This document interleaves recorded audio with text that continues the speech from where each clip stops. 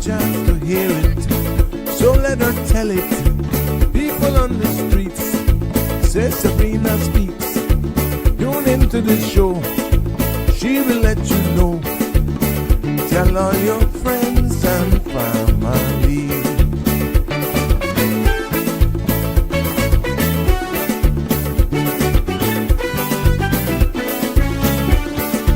Real talk is no joke. You get the news straight up from grassroots and concerns. You can hear with some people gone. So tell all your friends to tune in to Good evening, Cayman. I'm Sabrina Turner, and welcome to Sabrina Speaks, your daily dose of clarity, truth, and community insights. Every weekday from 5 to 6:30 p.m., we're tackling the issues that affect you, from national headlines to grassroots concerns. Whether you're in traffic or winding down your day, this is your chance to hear it straight and speak your truth. So buckle up, Cayman. We're not holding back. This is the show. We gotta let you know. Now we got to go.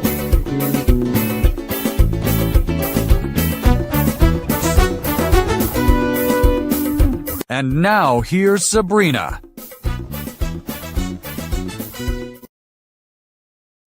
Well, good evening, everyone. Welcome to another episode of Sabrina Speaks. It is good morning somewhere, and definitely good night to our global family. Welcome to another episode on this fabulous Wednesday, hump day. I can't believe it's Wednesday already. Voices of the Islands, conversations for the world, and the podcast where voices rise, stories unfold, and inspiration takes center stage. I'm your host, Sabrina, and no guests again today. Can you believe that? And it's been going well, won't you say? Just you and me, and definitely 936-8255 is the number to call. So let's take it wherever you want to go. 345-936-8255 is what we're going to be talking about today. You know, I'm going to set up all my links for my people here. So just give me 1 second. Let me send this off. The Instagram people. I see you guys. There we go. There we go. So that's for the links have gone out. The only one that's missing is the Insta. Once I get that one, then I will definitely post that. I was out and about today and out with a cousin today, out doing errands, a few errands, running up and down here and there a little bit. And oh my gosh, the traffic was horrible. Now, I don't know if it's because I don't really go out that often, but the traffic was crazy. That was, I would say, between 1:30 2 o'clock. And it was crazy. Yes, look, why not? Why not share this? Let's get to this. Good afternoon. So many wonderful reasons to be thankful. Yeah, that's what we are today, giving thanks on this Thankful Wednesday. But yeah, I was out and about this afternoon with my cousin, and she had a few errands to run. She went to some stores. I don't mind being driven, to be honest with you. I can fast, I can look, and I can see things. She went into some of the stores, and oh my gosh, I started saying, is it too early for Christmas? Look, I'm a big holidays person. I love the festive season. I love Christmas, not for gifts. I guess the older you get, reality strikes in. But I was like, Bianca, is it too early? I mean, everywhere is just, the only thing I'm not hearing is Christmas carols. But is it too early for Christmas? Or are we just rushing into joy because there's just so much and gloom? But yeah, I would like to get your take on that. You know, to look at understanding what comes with the demands. It's like it's a ticking clock. It's a ticking clock. The pressure to be merry. Then there's, you know, you're looking at that financial strain, just having come out of graduation, summer vacation, and bang, the holidays are already here. And for some, maybe hitting them with a little loneliness. And, you know, there are just those who just dread to look at it because they feel forgotten. And for those who really don't celebrate it, I was just like all over the place. But I was excited to see the decorations. Yeah, so it would be good to get your take on that. What it really means to you, and is it too early? Like, it's not like in the US where they celebrate American Thanksgiving, even though we celebrate Cayman Thanksgiving here at the end of November. And that's from the perspective of being thankful of ending the hurricane season. And we have so much to be thankful for. Good evening, my love. So good to have you here. But yeah, is it too early? I don't mind it. Personally, I don't mind it. I have already seen on the TV where, you know, you go on YouTube and you can have those melodies. And then Mariah Carey, she's just all over the place. But look, the content you're about to hear here, including any discussions or opinions from myself, guests, and or participants, is intended solely for general informational and entertainment purposes. It's not a substitute for professional, legal, medical, or financial advice. I encourage you to consult with a qualified professional for specific concerns. Bridge Media Limited and all its affiliates disclaim all liability for any decisions or actions taken in reliance on the information presented. And please don't forget to follow, like, share, and subscribe so that you don't miss an episode. And welcome to my new followers and subscribers. I see you. I'm going to do a public post thanking all of those persons who are really, let me grab the Instagram link here, who are really loyalists. And I must say, for all of you who comment, I appreciate that. And, you know, they have these things on social media where you can actually say, hey, we appreciate you. Some may want it, some may not. But, you know, I feel an obligation to actually do that. But I want to let you know, gone to you trouble. I want to know, you know, that's okay. And I just want to say thank you to all of you, actually, to really all of you. And I'm seeing where those numbers are building straight across the platform. Yeah. But before we get into this, I like the conversation where it's going. I just wanted to start something. It's just one thing coming here and just saying open mic. But I had to let you know my experience. And I got an update on Jim. Yeah, I'll be sharing that with you as well. So yes, thanks to all of my followers and you loving the content here. Please don't forget to follow, like, share, and subscribe so that you don't miss an episode. Now, here's the latest that we have on our weather update because it's that season. Yeah, festive season. People are going to be planning all sorts of events and so forth. And it's very important given what we've just gone through and what people, our brothers and sisters, not so far away, are still going through right now. And we are talking about Jamaica. We're talking about our brothers and sisters in Bermuda and Cuba, but I hear very little about Haiti. And it's just, again, very sad. And we know that our community has a large population of Filipino nationals, and there was a big typhoon that hit them as well. And the images coming out of the Philippines, that part of the Philippines, is really, really bad as well. So when you think that Mother Nature is not really putting her hand, is it a sign from God? Is it us with climate change? It is global warming. It's crazy what's happening in the world as it pertains to weather.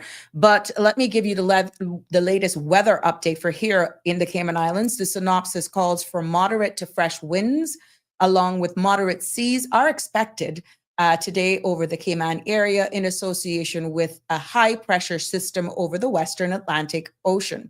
Now, radar imagery shows isolated showers in and around the Cayman area moving towards the west. Our forecast for tonight calls for cloudy skies with 30% chance of showers. Temperatures will fall to the upper 70s degrees Fahrenheit. Winds will be east to northeast at 10 to 15 knots. Seas will be moderate with wave heights of 3 to 5 feet. The forecast for tomorrow calls for partly cloudy skies with a 40% chance of showers. Temperatures will rise to the upper 80s with a heat index of 100 degrees Fahrenheit. Now, winds will be east to northeast at 10 to 15 knots, becoming 5 to 10 knots in the evening for all of my boaters. Seas will be slight to moderate with wave heights of 2 to 4 feet.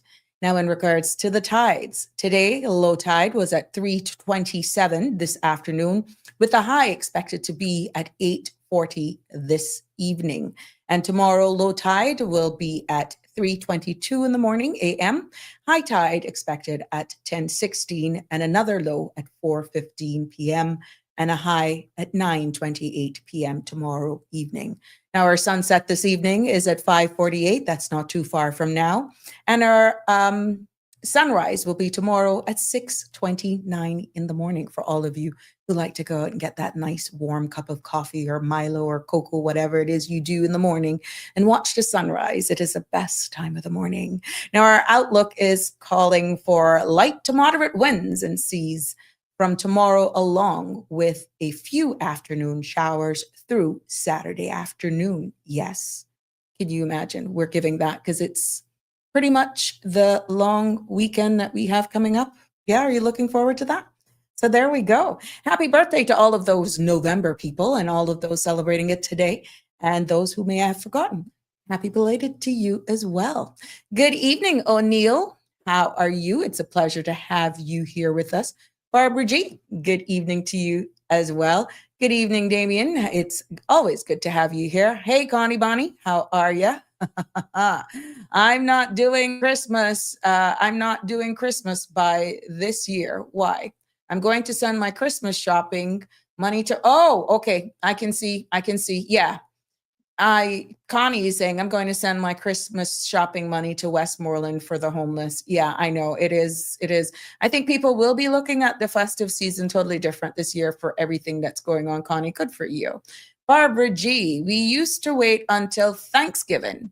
Oh, this is in regards to me going out and seeing all of the stuff. And is it too early? Yeah, Barbara G is saying we used to wait until Thanksgiving, but I think it is way too early for us. Early as many, it can be depressing. Yeah, due to the financial issues. And can you imagine? I can understand though, Miss Barbara, the stores getting out this stuff early to let you know what they're going to be selling. That's advertising. Because even me, for those who wanting to promote events and Christmas specials, I have to start advertising that here now so that you can get out ahead of it. And I think what is happening, once you see the things on the shelves, you buy them and you automatically click into that mode.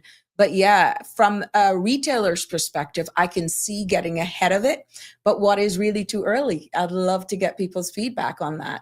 Damien Charles, good afternoon. The holidays have just become materialistic and all about spending and profits. They forgot Christmas. There we go. That's your, yep, Damien Charles. We're hearing a lot more of that as well. Miss Lucille, good evening, my love. Lots of blessings. Stay safe. Love you all at home. Yes, Miss Lucille, that's over there, our UK family and our connections over there. They stay up for this show. And I want to just let you know, all of my people in the United Kingdom and for everywhere else that you're streaming from. I know we got a fan base over there in Australia as well. They're a day ahead. We want to thank them. We want to thank them so much for their loyalty here. Connie, oh, as for Jim, his belongings are packed in a black garbage bag, and is at Miss Shelda's doorstep, or that's Shelda's step. Side eyes. Oh my goodness. She could come back for that. Oh, she could wait for you. John Harry, Barbara G. Whoa.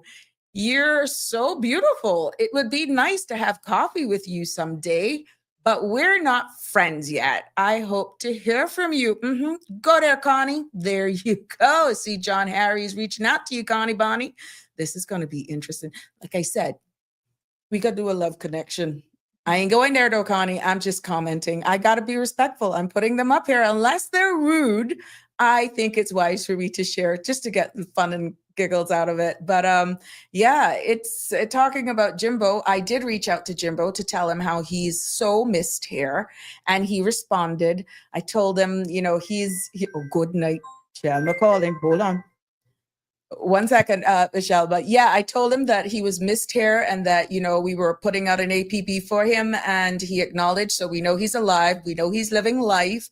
He is just taking some time to himself. But I did express how much we love him, how much he's missed, and let you all know here on the Sabrina Speaks family that he's missing us too. And that he's he remembers us. He remembers all of his CMR TV platform family, including Sandra as well. So yeah, I'm still on the hunt for Aliano. But in my errands out today, I noticed there were 4, I could be wrong, 4 or 5 cruise ships, including this huge Virgin cruise ship. So I know what kind of work Aliano does. I'm just hoping that everybody, kudos to those in the tourist industry and all over tour bus operators and all of the businesses on the waterfront that depends on these crews coming in here. I hope that they had a good day today, because it was mayhem in the center of town today. It was good. It was refreshing. But I can only imagine how those people feel. Good evening, Michelle. Welcome. How are you? I say on a worse than the paparazzi that were talking down Lady Diana on a spot, on a football on Jim. Yes, we did. We did. Tell Evelyn it's better. The passport on her doors, remain on her doors. Oh. I got flat out house. I can't take on no extra. She got dream house, better house than me, so it's better. Stay on her step. But I want to make a birthday shout out. Go ahead. Today, you don't know that today is Robert Borden's birthday, our candidate for Bordentown, yeah, Bordentown East. Happy birthday, Robbie. And then another one, Doña Melinda de la Cruz. She's 98. That's one old lady I know today. Okay. And then today is Mr. Desmond Fields, icon. I don't know how old he is. Today is his birthday. And happy belated birthday to Lana yesterday. I'll forget that. You know, I saw her in a pose at Lake Classique, trying to decide what pair of shoes she's going to buy for her. So many to choose at there. And kudos to Lake Classique. She's still doing wonders. I love what she's doing with her social media platform. I just can't leave home. That's the problem. And then this one goes out to Rotan, Rosendo Rosales. His birthday is today. He's from a TV network around there, but he was crying when they give him the birthday cake. Oh, that's joy. He was retiring today, but today is his birthday, but I forget how old they say he is. Well, just for the record, Connie's is on the 15th. Connie's is on the 5th. Connie's birthday is on the 15th of November. I remember that. Mr. Balika. In the mail, I have a birthday name. My sister me. I remember that. I don't forget nothing, you know. Hard to forgive. I hard to forgive, and I don't forget, you know. I can remember Santana come here at 9 years old, you know, Sabrina. I know, we know. You're like a historian. 9 years old in 1962. Uh-huh. And then my tells me I know more about the island than him that born here. Oh, I wow. remember George song, you know, I don't forget nothing. Some things I find, Joey and Mama from Northside, say, Shalna, you're not from here, but you know, places and know more things about the island than me that were born here. I don't forget things either. That's why I hard to forgive and don't forget.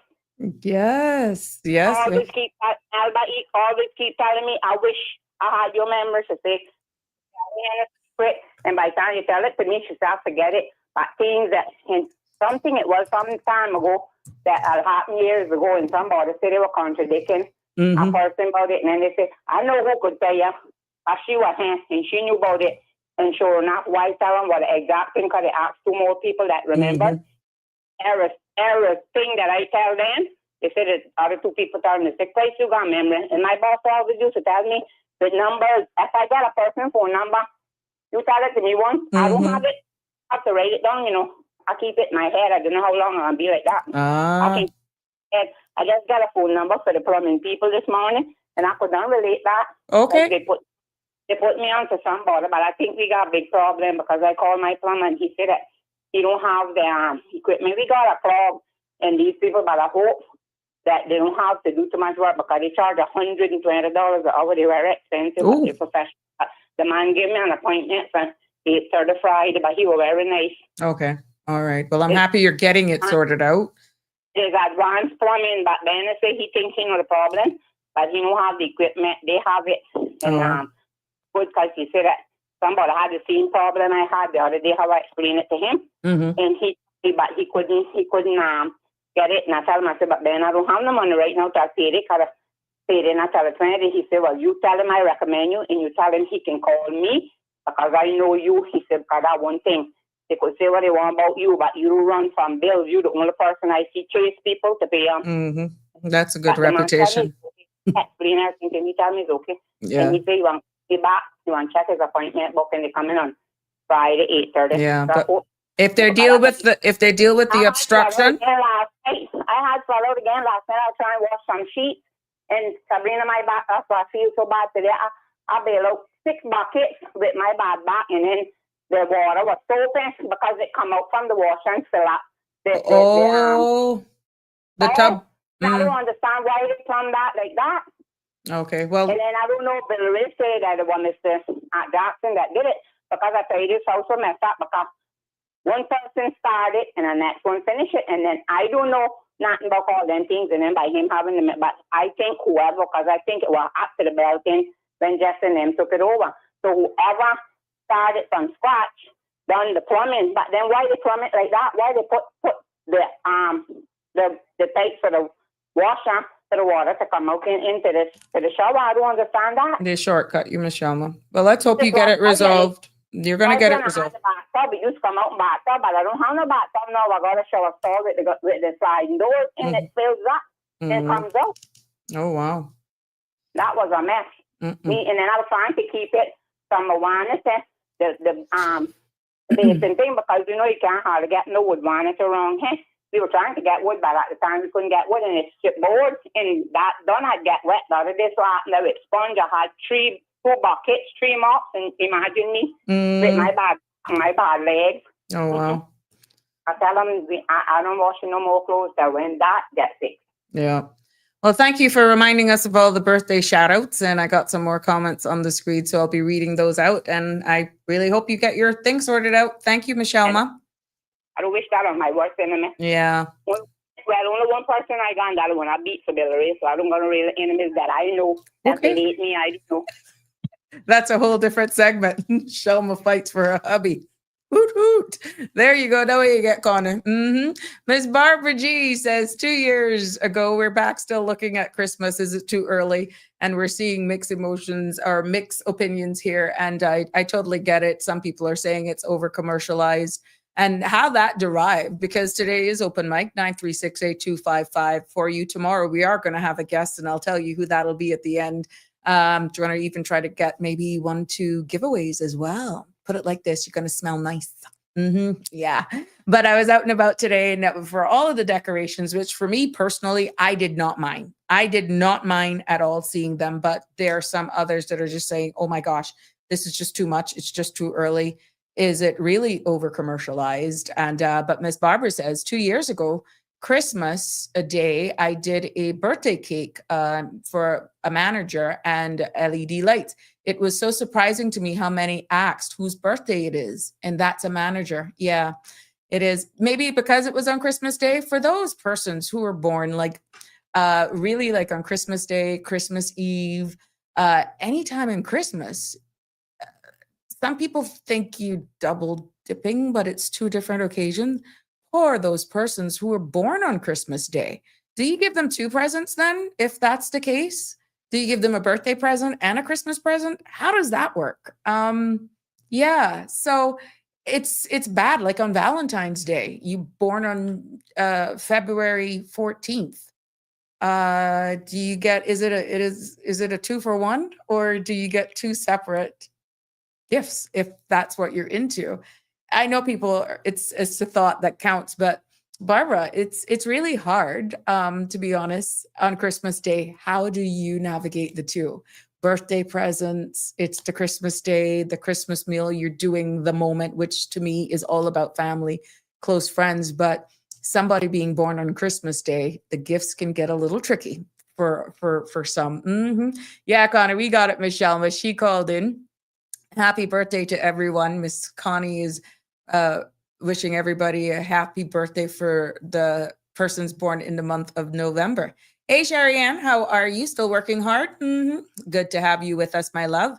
Miss Lucille, never mind, Miss Shelma. I am going to dream and we going to buy the winning. Yeah. Just share the love, share the love, share the love. Yes, you are quite right, Connie Bonnie. We're going to be getting an update. Since you called it, you or something else. We're going to have Ted Green on here. You know, he's launched a new fragrance. He's going to come on tomorrow because we are overdue an update. And he has launched a new fragrance. And I'm going to try to get some goodies that I can share with you for tomorrow as well. So we're going to hear more about what adventures he's been on. He's one of our own. We're going to showcase him tomorrow. That's Thursday. And then I'll be having an author on Friday to let us know. And I think that's a secret gem that we have hidden here. I had a quick read up on the author for Friday.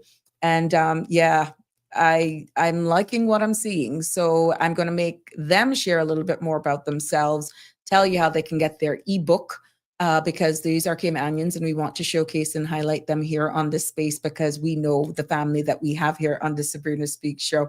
But yeah, we know the holidays are coming. Ted Green's update, that may be the perfect present either for yourself or your family. Yes. Damien, what are you saying? To give my daughter 2 presents. Oh, okay. So you're saying that, I guess that is the case. You'd have to give your daughter 2 presents. Ah, I see. Yeah. But you think that it changes the older people get when they understand that there's really not a Santa for all the kids that are listening. I'm sorry to bust your bubble. But yeah, you really think the older you get, it is what it is. I think now we are turning more into more being with family, cooking up meals, and just based on how Christmas falls, just enjoying those holiday times and spending with family and close friends. But there is another side to it because some people can't afford to go home, and where we're embracing family and stuff and what's happening with our weather and stuff like that, it is what it is. But it is just November 5th. And some people feel that we're rushing it because we know the feeling that you get when you hear Christmas carols. And, many people struggle with that side of it. And, but it would be good to have your feedback on it, how you feel, if you feel pressured to perform happiness during the holidays. Do you feel pressured? You may have family that comes in and stay for an extended period of time. You're still having to work. You're still having to clean up, and you're used to your space with just you and your family throughout the year. And all of a sudden you got all of this influx of family and friends for what, possibly 2 weeks, maybe 3 weeks. You don't know. So how does that make you feel during the holidays? And then you look at the financial side of it as well. The dollars and cents, Christmas is beautiful, but it is expensive. Between the gifts, if you're going to travel, then the food and all the events. And in here, Cayman, where the cost of living is already high, you're pretty much fighting for turtle meat. The pressure to keep up and push, it's something else. Yes, Miss Shelma, welcome back. Sabrina, that thing you just bring up about the Christmas thing, it's true, you can think the same thing, because my husband is a Boxing Day baby, he's the 26th, and they always give him one present. His birthday was the day after Christmas, and I said, but that's not fair, because he needs 2 presents, because they're giving him a Christmas present, then his birthday is the day after Christmas. Then my mother is the 27th of December. So I always say that's not fair. It's like they're robbed. It's like they're robbed out of their birthday. Yeah, and then they're robbing the present. And then another thing, my niece, but can you imagine having a baby on Christmas Day? I wouldn't want that. My niece husband's birthday was 25th, but he died. He dead now, but then she had a son that born on Christmas Day. I said, can you imagine? I wouldn't want anyone for me to born on 25th. That's a present. A baby. When you should be celebrating. Which, although I don't celebrate Christmas no more, because like I say, I don't hate it, but all it is expense. And then sometimes my children got bigger, because I find that Christmas is for kids, not because presents don't surprise me, because I was telling them when they be getting me stuff, and I used to want to say, what is this? They say, well, it's a surprise. I say, well, I don't like surprises, but I don't really hate it.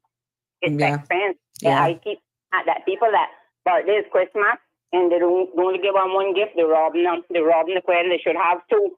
Okay, you see, that's it. But I mean, I agree with you on that. It is quite interesting to see how it is with the hardship that people are now facing. When I buy for Billy, I used to buy him shoes. This is your birthday, this is your Christmas. But when other family members give, they only give one, and then they have the birthday thing included in the card or whatever. And I say, no, I'm robbing him. I'm supposed to give him 2 gifts, because he Christmas is the 25th and his birthday is the 26th, so he needs 2 presents.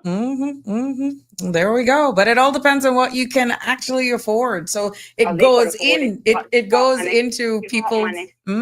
Oh, They okay. afford it. They got money. And the people that got money, the people that mean me, that never dry shit in my ass will give something quicker. Oh, there is no 9:30, but yeah, we need to. But it's 6 o'clock, but I just say that's true. I will give, my father would give a shut up his back and stay bare back. And we got that from him. That's the Bush. Well, I won't say all of the Bushes, but at least William Bush people, we giving people. I don't have nothing, but I willing to share. And I always tell them, I see one time I give somebody my last $25. But before I leave home, somebody come with a check for $100. So I do. The more I receive, and I willing to share. Okay, well. Whatever I have, if you ask me, I don't like nobody touching the stuff and stealing from me. But if you ask and I can do it, I will do it. Right. Well, thanks for sharing. Leave it to Michelle, my boy. I have a commenter who says that, pretty much Christmas decorations they've seen out from mid-September. But I saw what I saw today. And let me tell you something, that is that in itself spoke volumes for me, but I can see it from a merchant side where you want to showcase your stuff. You have to order these things from around August, September. And then if you had leftover stock from, let's say, last year, in that world, then you may want to do some deals on it. But then look at the financial implications of that when you're pretty much trying to stretch $100 budget across 10 people, for example, if that's the case, because it's not like your utility bills go away. It's not like you not going to want to at least try to cook a meal, or maybe we can change it up a little bit this year, understanding everybody's going through something. As Connie said, she's not really buying gifts this year. She's sending what she has to do for her family and loved ones in Westmoreland, Jamaica, whose Christmas, but their spirit, let me tell you something, is something else. But what it is, it's not going to be a traditional celebration and festive time, because a lot of them will still be without a roof over their heads or couching somewhere with a family, a friend, or other loved ones. But even with gift exchange at work and at school, buying gifts to coworkers, like I said, for the teachers, for cousins, and even your own children, you're expected to host and even attend a number of gatherings. You bring a bottle or a dish, and who wants to walk into an event, especially with absolutely nothing? It is a bit stressful for a lot of people. And I think that if I had to give any advice to anybody, that you should just set a budget. And if it's anything, understanding that this is predominantly for kids, but nowadays these children are real. They know nobody to come down no chimney in the Caribbean. We hot as the hinges of hell. There is no chimney here, but the land of make-believe, based on the age of the children, mom and dad buys those gifts. And there may be a situation where, there is no funds for a present of some sort. Thank God for all the charitable organizations that we have. We know Mr. Big Kent Rankin, Mr. Biggie, and those guys. I think they still do their thing at the airport park where Santa comes. We know that the Lions Club, they also do giveaways, and we have some of our MPs that are doing things as well. So that may actually ease it off of a pressure in regards to some of these kids receiving presents. For those who are less fortunate, we have a lot of businesses as well who are doing sponsors and stuff, and they are actually giving away presents. Now, in that case, you may have a parent that comes, want to make it look as though they gave a present to their son or daughter or kids. How, looking at it from that perspective, but can't afford to buy it. We've had to exercise a lot of discretion in my days of being an elected member and having lots of stuff and doing lots of stuff in our constituencies. And it's one thing to give the kids, but there's another thing, the reality of just leading up to that. It can get a bit costly, but the smiles on those children's faces, even those with even having a Christmas tree, We've gotten donations from corporate persons who have just secured live Christmas trees. And they would actually say, if we know those families in need that would want a Christmas tree. And we were very instrumental in that back in the day. But it's amazing how much persons are pressured because of society to replicate what a lot of these children are probably hearing their peers talk about, what they're seeing on Pinterest, what they're seeing on TV. And it's really, it can be hard on parents to actually meet that demand. And many a times privately, I would have called individuals and I would discreetly assist them to make it look as though they did it for their children. And that's the humility in how you have to deal with someone with dignity. And you could see the share, not embarrassment, but gratitude, but how it was executed, how it was done. It was done where the kids wouldn't have realized. And I just want a lot of people to think about that this Christmas, that we may be, not everybody's in the same bracket. There will be a lot of seniors that without those meals that the Lions Club give on Christmas morning, they will not have a meal on Christmas Day. Some of them leading up to the Christmas holidays are hungry. And those are the ones that really tug at my heart. So my advice would be to anyone to not feel the pressure to set a budget per person and just be real. If you don't have it, you just don't have it. If you got to decide whether or not giving a gift versus paying the utility bills, even though if you're behind by 2 months, I think you can ask for an extension. That bill is going to become due come January. So it's about being responsible. And when it comes to kids, it's one thing, but when it comes to adults in your immediate family, if you're living in that household, you should understand. Yeah, you should understand that it's just the bandwidth, the financial bandwidth is not there. And you should exercise that type of discretion, where I would prefer to cook a pot of Cayman style beef, or for a potluck with a family gathering, maybe make 2 side dishes or something like that for whatever I can afford. And we all just come together and laugh and have a good time. It's amazing when the kids come together. Sometimes that's the first time they've seen their cousins for a long time. And you're having, you're having that get together is more, that's more priceless than actually a gift exchange. Even though we know the younger the kids are, it's harder for them to process that. But some of the other tricks that I would almost suggest as well is considering even handmade or experience-based gifts. If somebody appreciates maybe a specific dish and it's cheaper because you have those ingredients at your home, maybe you may want to do that as a gift. And, just be real. Normalize by saying, look, I just can't afford it this year. Nobody should really feel that way, because people do have hardships, and a lot of the spending that people would have probably had for this holiday season, now they're having to extend a hand to friends and neighbors who have been impacted by the hurricane.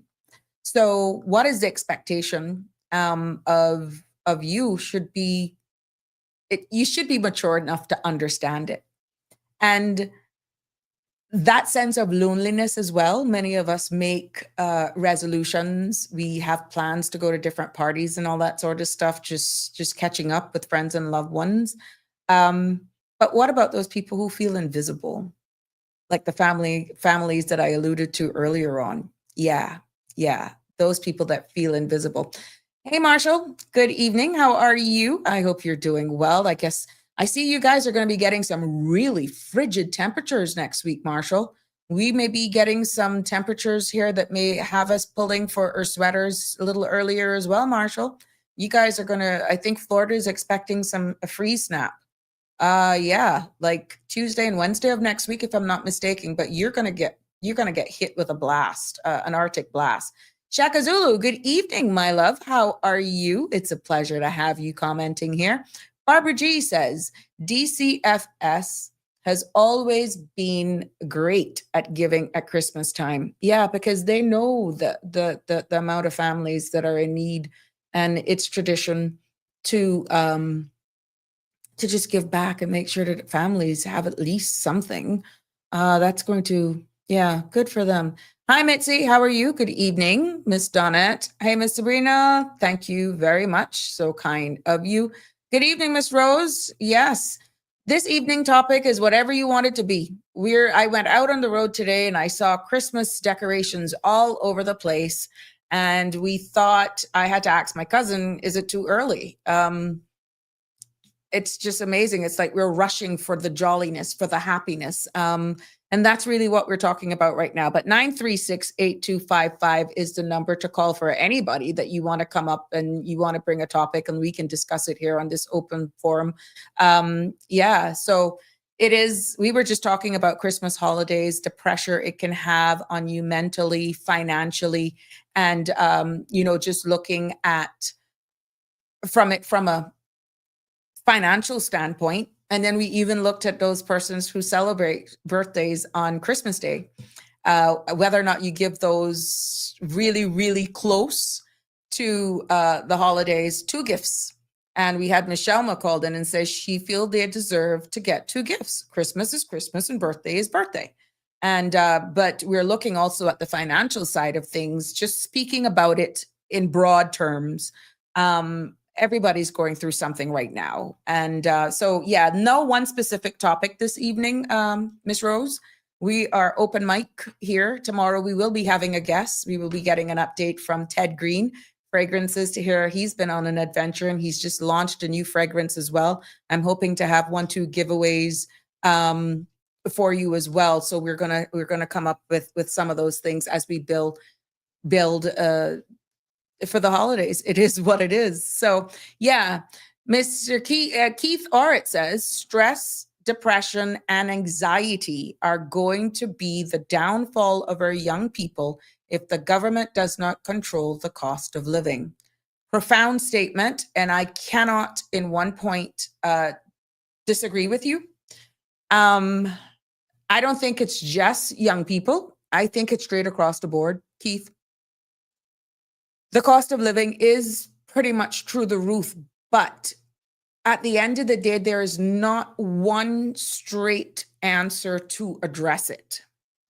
When we had, and I'm hoping to get Mr. Woody on to speak about some stuff, again, an update, but we were looking at a discussion more so from sustainability, understanding what's happening with the agriculture sector in Jamaica. We're seeing what's happening now as well, even in Honduras, Mexico, yada, yada, yada. But I want to get him on anyhow. But that's only for the cost of food. And when we talk about cost of living, we talk about cost of utilities. We talk about just everyday, what do you have as residual income? That's the cost of rent, the cost of the cost of gas, the cost of buying a simple meal, just maintaining your utilities, including water. If you need childcare, you have child or children that are of school age, a helper. You have to look at all of that. And it's just inflation. And we have had the discussion here, Keith, in regards that we import inflation. And this is why, putting it back now to the holidays, as I was out earlier on today and I looked at some price tags, it's expensive for some of the basic things that you would want to add here and add there, like a wreath. You got wreaths I saw at one particular place, like for $40. Then you have others with different things on them, like $12. But it all depends on what you want. And then you've had different Christmas trees. We had like little Christmas trees that you can have for like $30. And then you have the pre-lit ones to like $100 and odd. And you got Christmas trees that can be $300, $400, $500. But what I'm saying is even the cost of a red bow is going to possibly set you back within $4 to $5 a bow. I'm talking about the ones that if you want to put on your front door or something. And this is where crafty things come into play. Like Pinterest will get you in trouble. You try to do a Hobby Lobby shop if you're going to go out to Florida, and you try to do self-made stuff. One of the ideas that I said, homemade gifts. Or you visit the markets. There's going to be a planned market out in town that you're going to have small mom and pop shop stuff being sold. So the anxiety, depression, and all of that is building in is compound. Cost of living is maybe a thing. We got environmental changes. We got social changes. We just got the cost of seeing what their parents are going through is setting some of our kids that are still in school feeling the pressure and the weight of what's happening in their homes. And let's compound the holiday season on it. And they're thinking about what they used to live and where they are now because life has changed. We're seeing what's happening globally. We don't know what could happen in the Eastern Caribbean when it comes to the unrest down there that could impact even our own serenity here in the Caribbean. So the younger adults I'm seeing are having a harder time, Keith, dealing with pressures of life. I'm seeing them not being able to manage what, let's say, I was born in 1974, and what I can endure of being a child of 1974, 51 years, just for the math. I don't see the average 20-odd-year-old being able to even process things differently. How they conflict resolute is totally different. How they solve things is different. I don't know if it is the era with technology that what they see is not real at all times, but they aspire for what they're subscribing to and are losing. There's a disconnect from what's the reality versus what they're seeing because of what they're subscribing to. And I feel that's where a lot of the misunderstanding of reality in the now and what you aspire to. But you're right. A lot of them are depressed because they're not getting maybe the down payment for a home. They may be feeling that it is hopeless for them to live in this own country, but yet they're still wanting to live at home, to be around their friends, to come back and give back, but the environment is not conducive for them to survive. How do you strike that balance, Keith, is what I think is going to be the grappling of all of us, inclusive of the government. When you say, let's create more jobs, and this is what the great immigration reform was supposed to do, but now based on discussions being had, it's not going to necessarily achieve what we expected it to do. It may actually have a knock-on effect that may not benefit access to certain jobs that will give them a certain lifestyle that could actually make them feel more embracing in our society. So it is going to take not like this, like how we can go and Google and use AI to give us answers to solve certain problems. That's not realistic when it comes to making laws and policies that positively impact the lives of many people that could lessen distress and depression and anxiety when there's so much other factors that is playing on how people process and navigate life. And this is why I am feeling the need to have more very open and candid conversations, be it in forums like this, or we have think tanks that you create those safe spaces.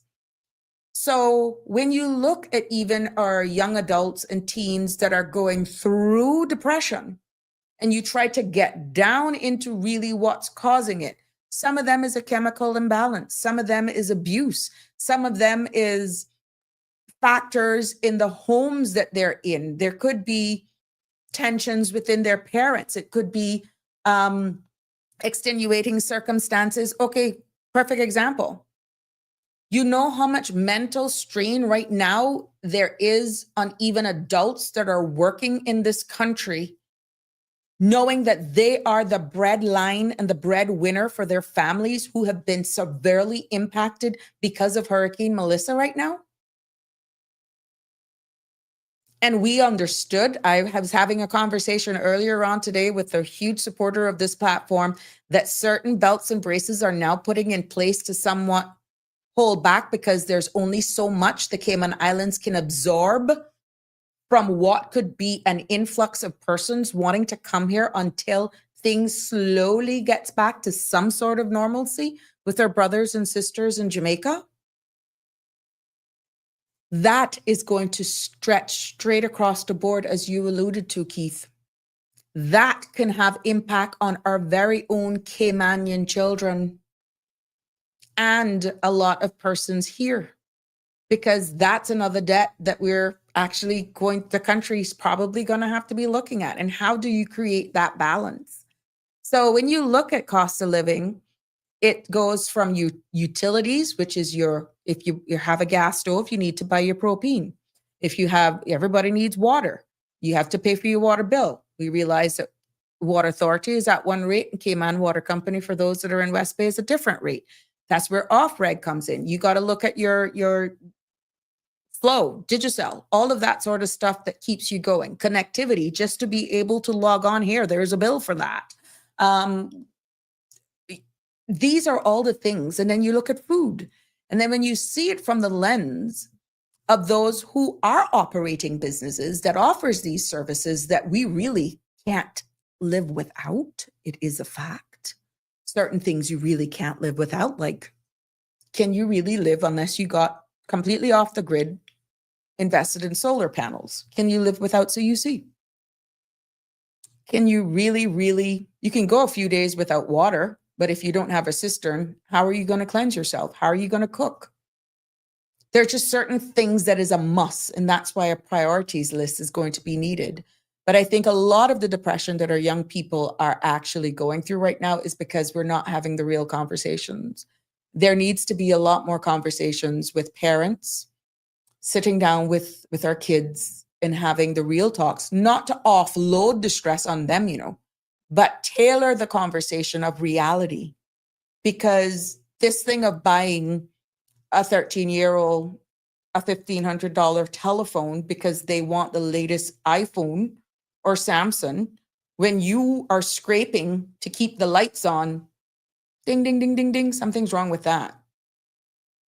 This thing about pressuring, maybe the parents are separated and you're putting pressure on the other parent because we're going to keep these children happy by buying them everything they want because it couldn't work out between you and I, is another thing. That's false environment.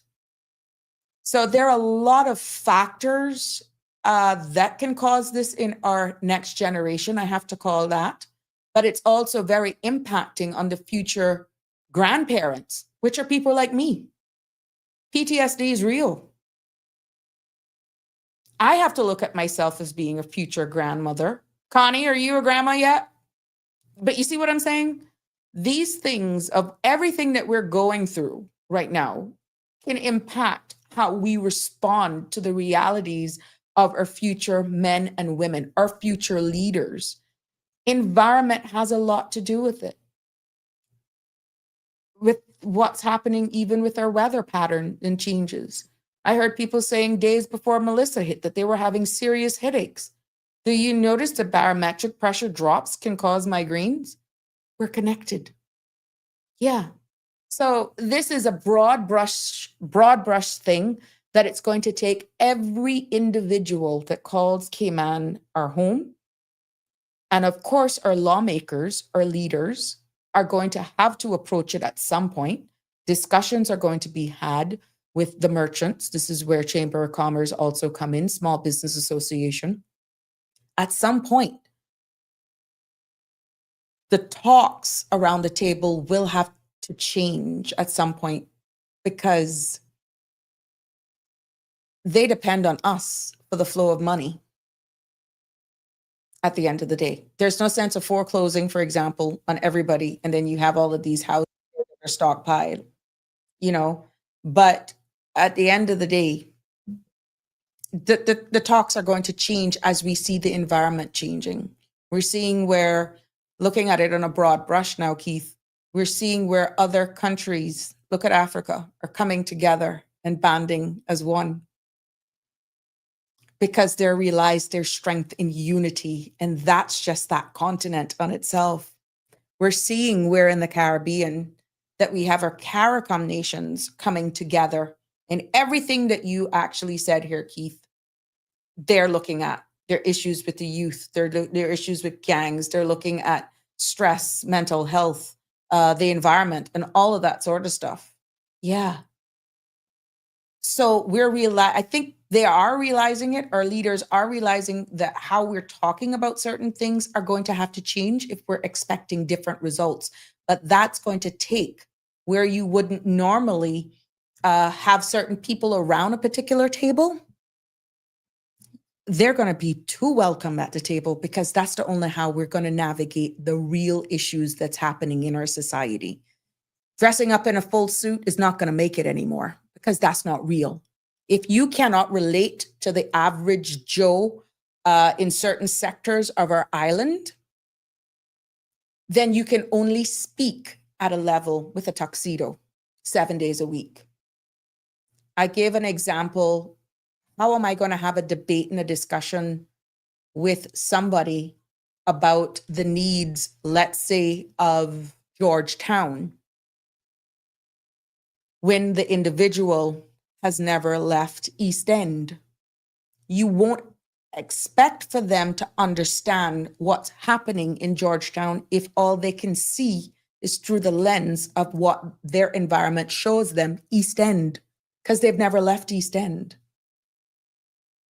And until they move out of there in order to understand and see exactly what's really happening in Georgetown, then you're just going to get only what they see. And I feel that a lot of the policies and stuff that we're making that eventually could be law requires a lot of engagement. And this is why places like this, subjects like this, topics like this really matter, because your feedback counts. But cost of living is a key, but that is so broad. You can dissect that into so much areas, and you still will not possibly resolve every problem. So yeah. Marshall, you saying it's getting cold? Cayman kind. The only time you can hear about issues such as cost of living is voting time. And once it's over, the issues in place, the issues are placed in file 13. Cayman kind, it shouldn't end there. That's why you hold them accountable. That's why you hold them accountable. That's why I encourage you all to listen to this budget meeting, to see if you are in there, to see if what that is being reflected. Remember, your government has a right to run our country. But if there's promise of getting people into those homes that are built, and there was funding needed to finish those homes, put the pressure on your elected representative. And then in turn, the minister responsible for those houses. There's been this huge cry for the East-West Arterial, and we heard the issues talking around that. To lessen the traffic on Ulterior Road, God forbid if Melissa had come here, we could have been cut off again. While they look at other mitigating factors, this is where accountability comes in, Cayman kind. And you have to keep the pressure up. Just how you're saying the only time you hear about it, a cost of living, is during voting time. After that, it's over and they're elected. Why does it go silent? Because you, the people, go silent. That's why it goes silent. And you only have 1, 2, 3 persons maybe get on public platforms and try to hold them accountable. That's why it goes silent. And then guess what? Oh, get us in. We'll do what we want. We'll have one town hall meeting there. We'll limit how much questions you can ask and figure how to take it. That's the type of society we have. 9-day talk. Yeah, that's exactly how you all are looked at. But those days are coming to an end, because I'm feeling the frustration building up, and you're asking the questions here. You're educating yourself. But again, you need to keep it on. That's why you've elected them to represent you. So that file 13 only exists because the people allow it to exist. You don't have to have that. We've had a lot of fights in John Gray School today, all day. There was chaos. Oh my. With students all day fighting wardens and the bus drivers, or where kids aren't called, no name chat. Oh, okay. Yeah, there's been some unrest there. Well, how do you deal with, again, there have been issues. As you can see, I'm getting some reports about fights happening at John Gray, and these students are fighting with the wardens, and bus drivers are aware. So at the end of the day, that is a parental responsibility as well. When you see it get to the point that we can't handle our children on these buses, because what is causing this behavior? If it's to the point now that you're going to tell me you're going to need police persons, let's say on some of these buses, or security guards on these buses, then that's another element there. That's our future. Where do you hold the parents responsible for some of these behaviors is another thing. Okay, mankind. Let's see. Let me see what you're saying here. That is so, Sabrina. Worse when they are not being hired, then they feel hopeless. Yeah, they don't feel as though they're included here, but it takes all of us. And I feel that every voice has a value when it comes to feeling accepted in our society, feeling as though their voice matters and not just their vote. Because if they go so far to visit your house during the campaign, not once, not twice, 4 times, guys, do you understand how important that vote is for them to see you 4 times? And worse, if you ask them for whatever monetary thing and they send you an envelope of money, do you realize the power of your vote? But yet what you're saying, these issues fall in file 13. They fall in file 13 because you sold your vote. You sold it. They don't have to knock on your door one day. They don't have to have one community event. They don't have to. They don't, because you sell it out. And until that stops and you hold them accountable for making change, like Cayman kind said, yeah, that's the only how it's going to stop. Yes, ma'am. You're live. I see.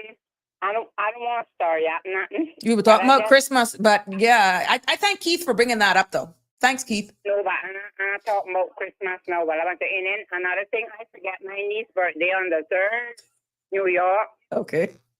I forget that, and she's the one that works with the immigration. That when they catch these overstairs, when I pick them up, she's the lawyer that interviews them, and then she takes the interview to the judge, and then the judge make their final decision whether they should remain in the U.S. or they should be deported. Think I got big people in position too, or what? But listen, I'm going in a little bit to the politics because I was just watching and I see, and this is the House of Parliament in Jamaica, and I think certain things going on down the really that's not fair. I mean, like Mr. Washington say, it's not about politics now. It's about the Jamaica and Jamaica people. And I think he's from the PNP. Darrell was. A helicopter went into Westmoreland. No, Mr. Vaz is the JLP. He is with the current government. JLP is Mr. Vaz. JLP. No, it's that's the PNP. Darrell Vaz. He is from. No, but he is a Vaz, but it's not Darrell. Darrell Vaz is from JLP. This is okay. Go ahead. He's from the PNP because I'm at that I could read. Okay, go ahead. He's Golden. He's from Golden. Okay. And he named some Vaz. So, cause now I know Anne Marie Vaz was for Portland, and her husband she never get in. And Darrell Vaz, they were for JLP, they for Andrew. Since I got called name, but this is Dwayne Vaz or something. He is for Westmoreland. Because it come out there. And he said that a helicopter went in there this morning with stuff for the people from Madi. But then what happened?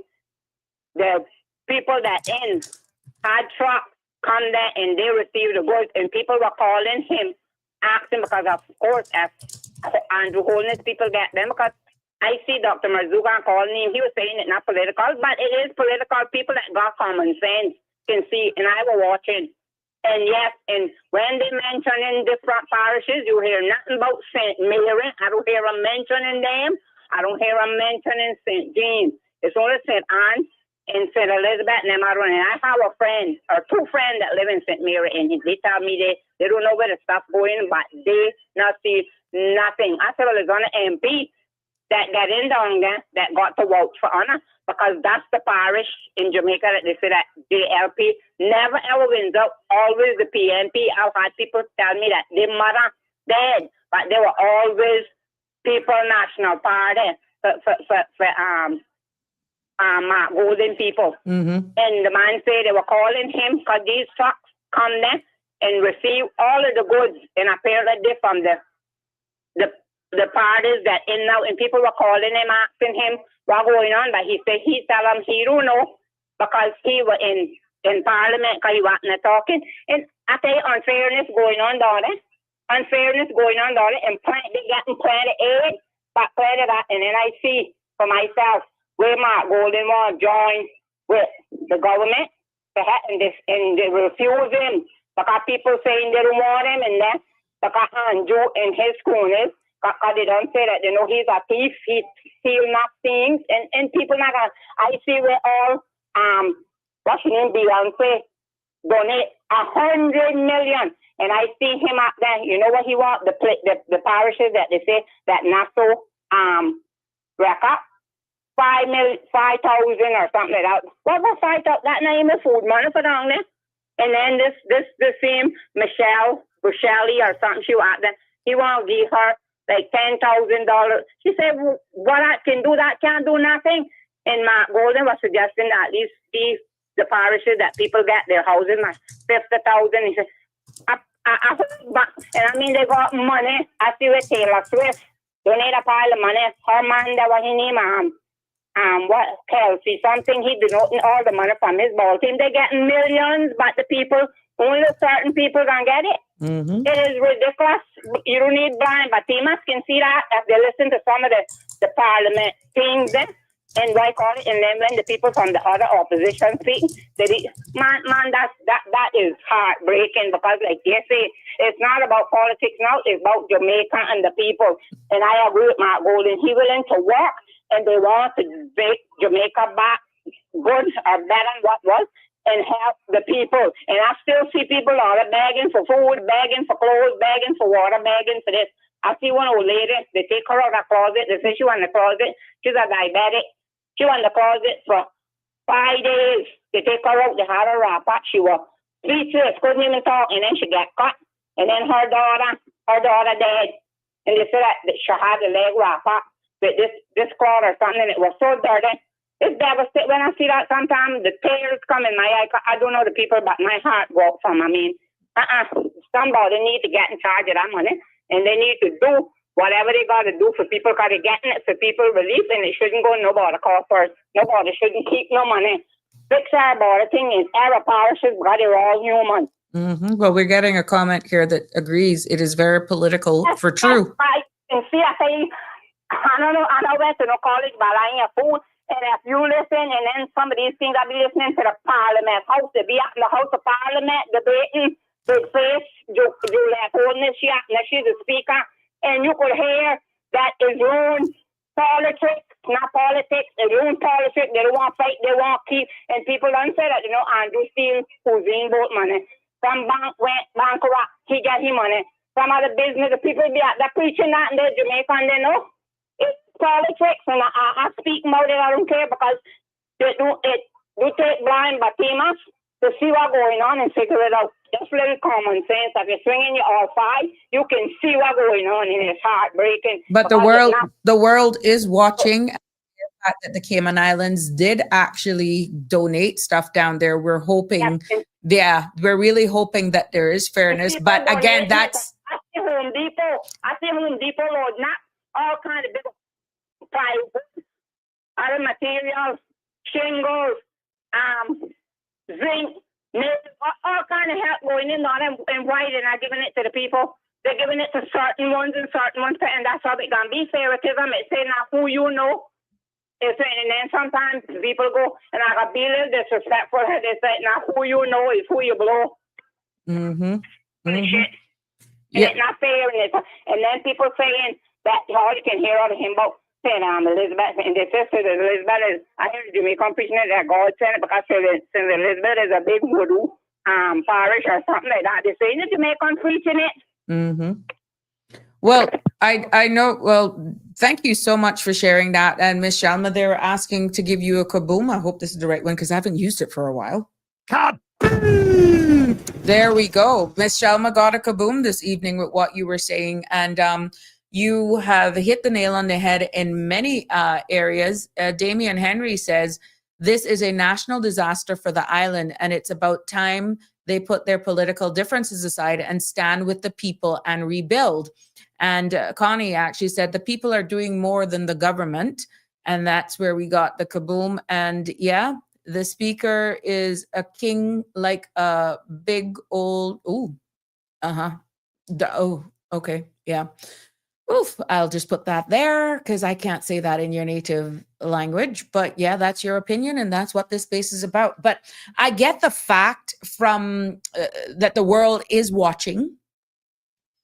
I am seeing all of the overseas media, including the BBC, ABC, and Fox, and you can actually hear the anger in those reporters' voices actually pleading for help in these areas.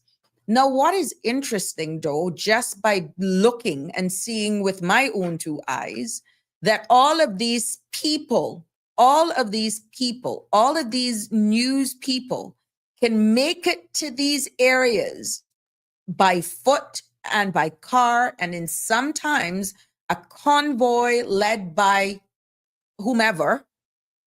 But then it is alleged that the leader of the country, who has access to helicopters, can't touch down in certain areas.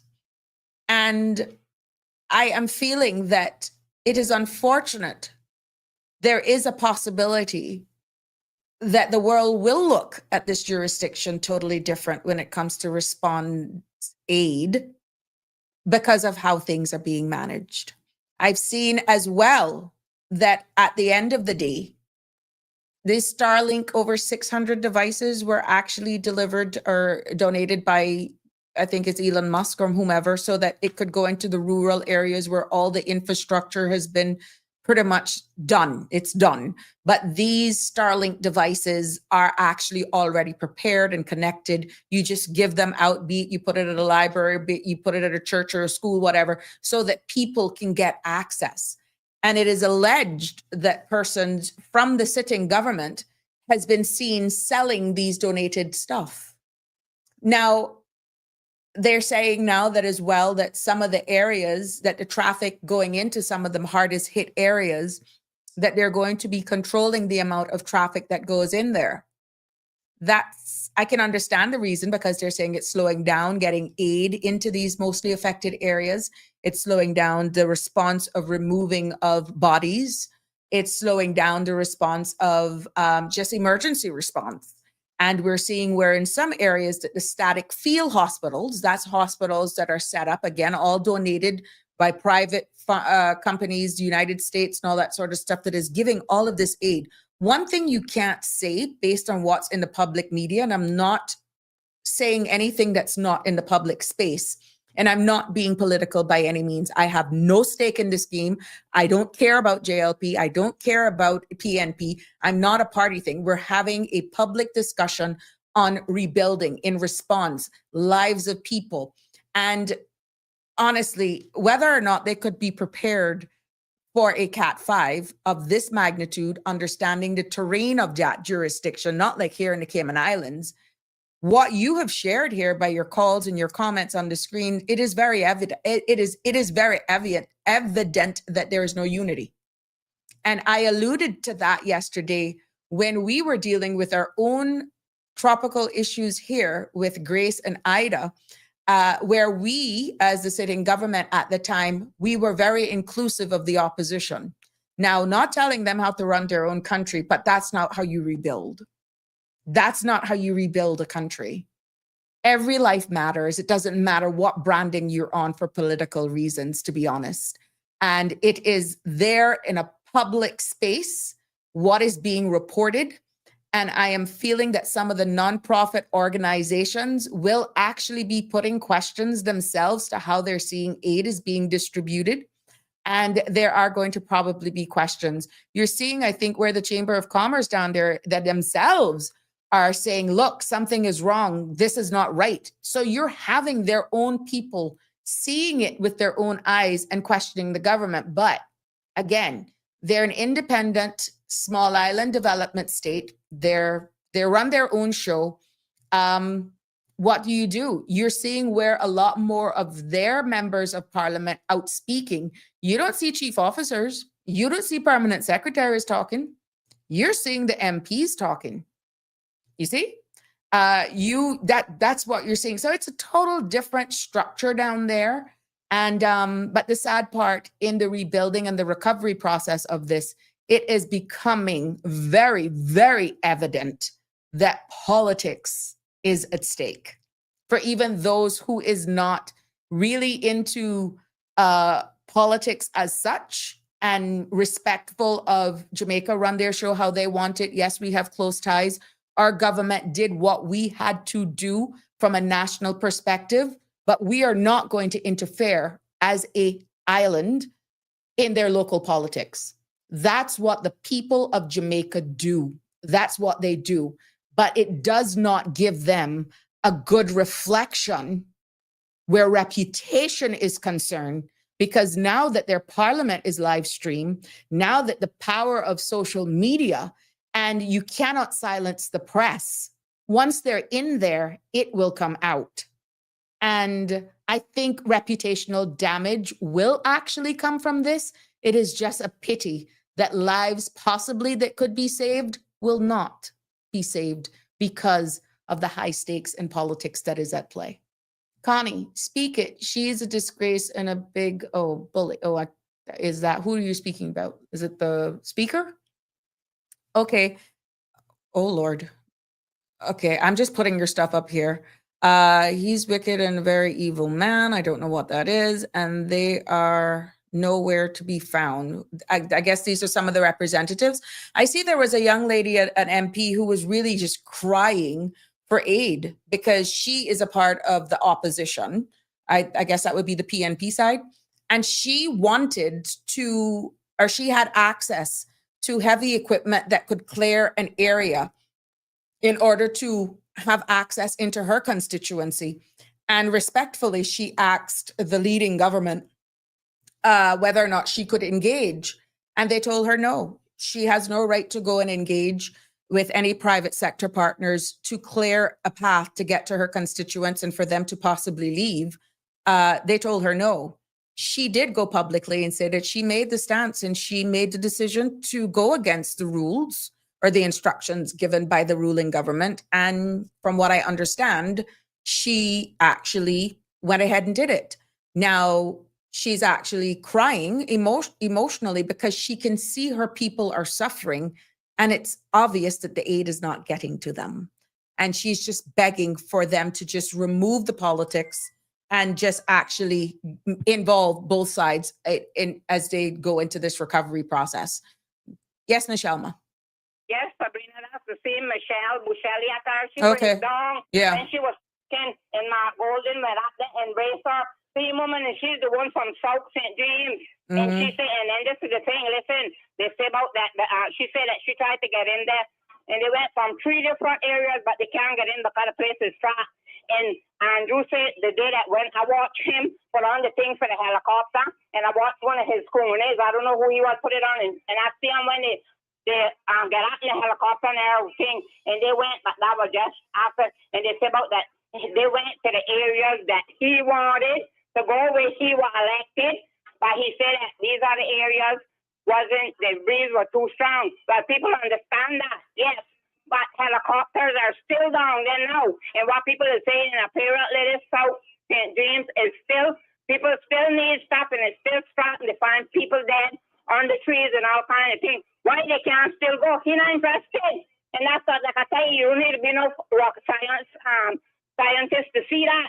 And I see today one man, interviewing one little girl. You have to see the little girl, small, poor little thing, and she was showing him the bed. I don't give her to be more than about 4 or 5 years, the most. At your 5, I figure 4 back in chat like a para. And you got to see the place, and she was showing, and then the man was talking, and they don't even have, the man said they don't have nothing raw around. The poor little girl was telling them that she was hungry, and she was showing them how it devastated. They think, she said, see the bed, that's where she used to sleep on.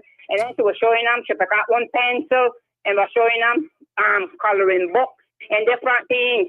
And then the woman asked nobody, and I reached out to them, and she said, no, the answer is she don't have a phone or nothing. They don't got no communication.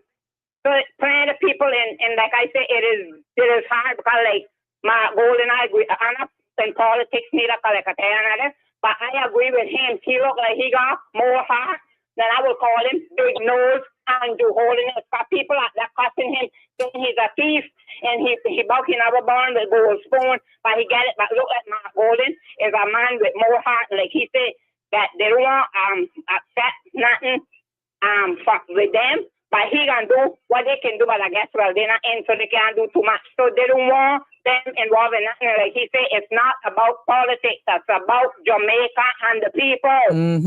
Say that, I hear that with my ears now. What happened in Jamaica House of Parliament? I watch it today. And I remember big nose on, look at that, then you can see the guilt. He looked frightened, he pale. That is his fucking sins, that God forgive me. And like people say, he wicked. And Trump call him a fucking thief. We're going to refrain from the obscene language. I don't want them to block my channels. But I know it's very emotive. It's very emotive, but yeah. It is politics. I tell you, not tricks, because they're not politics, because they're not got tricks. Yes. Yes, it is. And they can give more help than what they planted. All them people with all the food and things, but in the Arab parish, people should have food. They should still not be begging for food at least. Yep. Thank you for that. I know this is very emotive, and I'm going to look back at all of these comments that we're getting. And yes, it is what we're seeing, but it is very obvious what's happening. Connie says, those tragic are people going the different parishes, giving the people, the traffic. Yeah. Traffic going different parishes, giving people food and water. Yeah. I follow another blogger, and he's very, very, very vocal. And for what I see him doing with the kitchen, I think is a Mr. Azad. And there's another company that he dealt with that gave power banks and stuff. And this man says, whatever you buy from us where tarpaulins are concerned, I will match it. And I know for a fact that Miss Donna is here with me. She was worried because she's hearing now she heard from her brother for the first time today, and she heard from her son. And what she was describing to me, who's in Montego Bay, for the record, where she was explaining to me where he had to walk today, because it's not like he doesn't have money. He just doesn't have cash. Where he has to walk to possibly what he has heard to get money from a machine or a bank that he heard there's access to possibly cash would be from Prospect to West Bay 2 times. And he was consoling her that he's going to be fine, and that, there is nowhere to exchange money in the area of Montego Bay because the banks are damaged, yada, yada, yada. And you have the card. It's not that you don't have money. You just don't know where to get the cash. And that too is causing a problem, which I know if Danny hears this, he's going to say all this cryptocurrency and all this, what happens in a national disaster? There's no connectivity. How are you going to do trade? And that is a thing. And she and I were having conversations today where we're saying, look, that's in Revelations where it says you're going to have the money, but there's nothing to buy. How are you going to spend it? And it's heartbreaking to hear the realities of going down there. Another story that I heard as well was today there was a lady that was found in a closet sitting down for 2 days, her lifeless body. She had passed away. based on injuries sustained when her house collapsed after losing the roof, and they were running to a neighbor's house for shelter, and she sustained gashes to her arm and her head. And the amount of blood loss because of those injuries, she died. And she's a young mother, left either 2 or 3 children behind, and her body was sitting in a closet now because there are no walls. That was the only piece of wall that was left, was what used to be a closed closet of some sort. And her body was just there for 2 days. People in the area recognized the lady, and she was just there lifeless.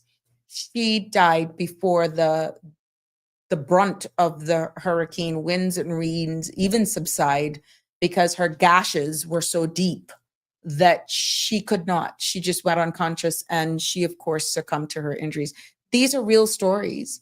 And they're saying for the amount of persons right now that have expired, that have passed away, that for those areas that have been cut off, marooned, as they call them, that people are actually burying the dead because they're just decomposing for their own safety. And it's just out of respect. So the numbers that we're hearing, maybe there's some that will be buried and the government do not know. But I did hear the Prime Minister said that if they are aware that persons were buried before they could be retrieved by the coroners, that they will be exhumed to determine the cause of death. Yeah. You heard what I said. That he will exhume these bodies, and based on science and technology that is available, will determine the cause of death. So that's how they're going to give a realistic count of those who may have lost their lives. But what about those who probably will never be found or reported? That's going to be interesting. Damien, this is one of the things I was hoping not to happen, and that the greedy politicians would change their ways, but it is all just a dream. They will never change. Keith, hurricane season is every year for 6 months.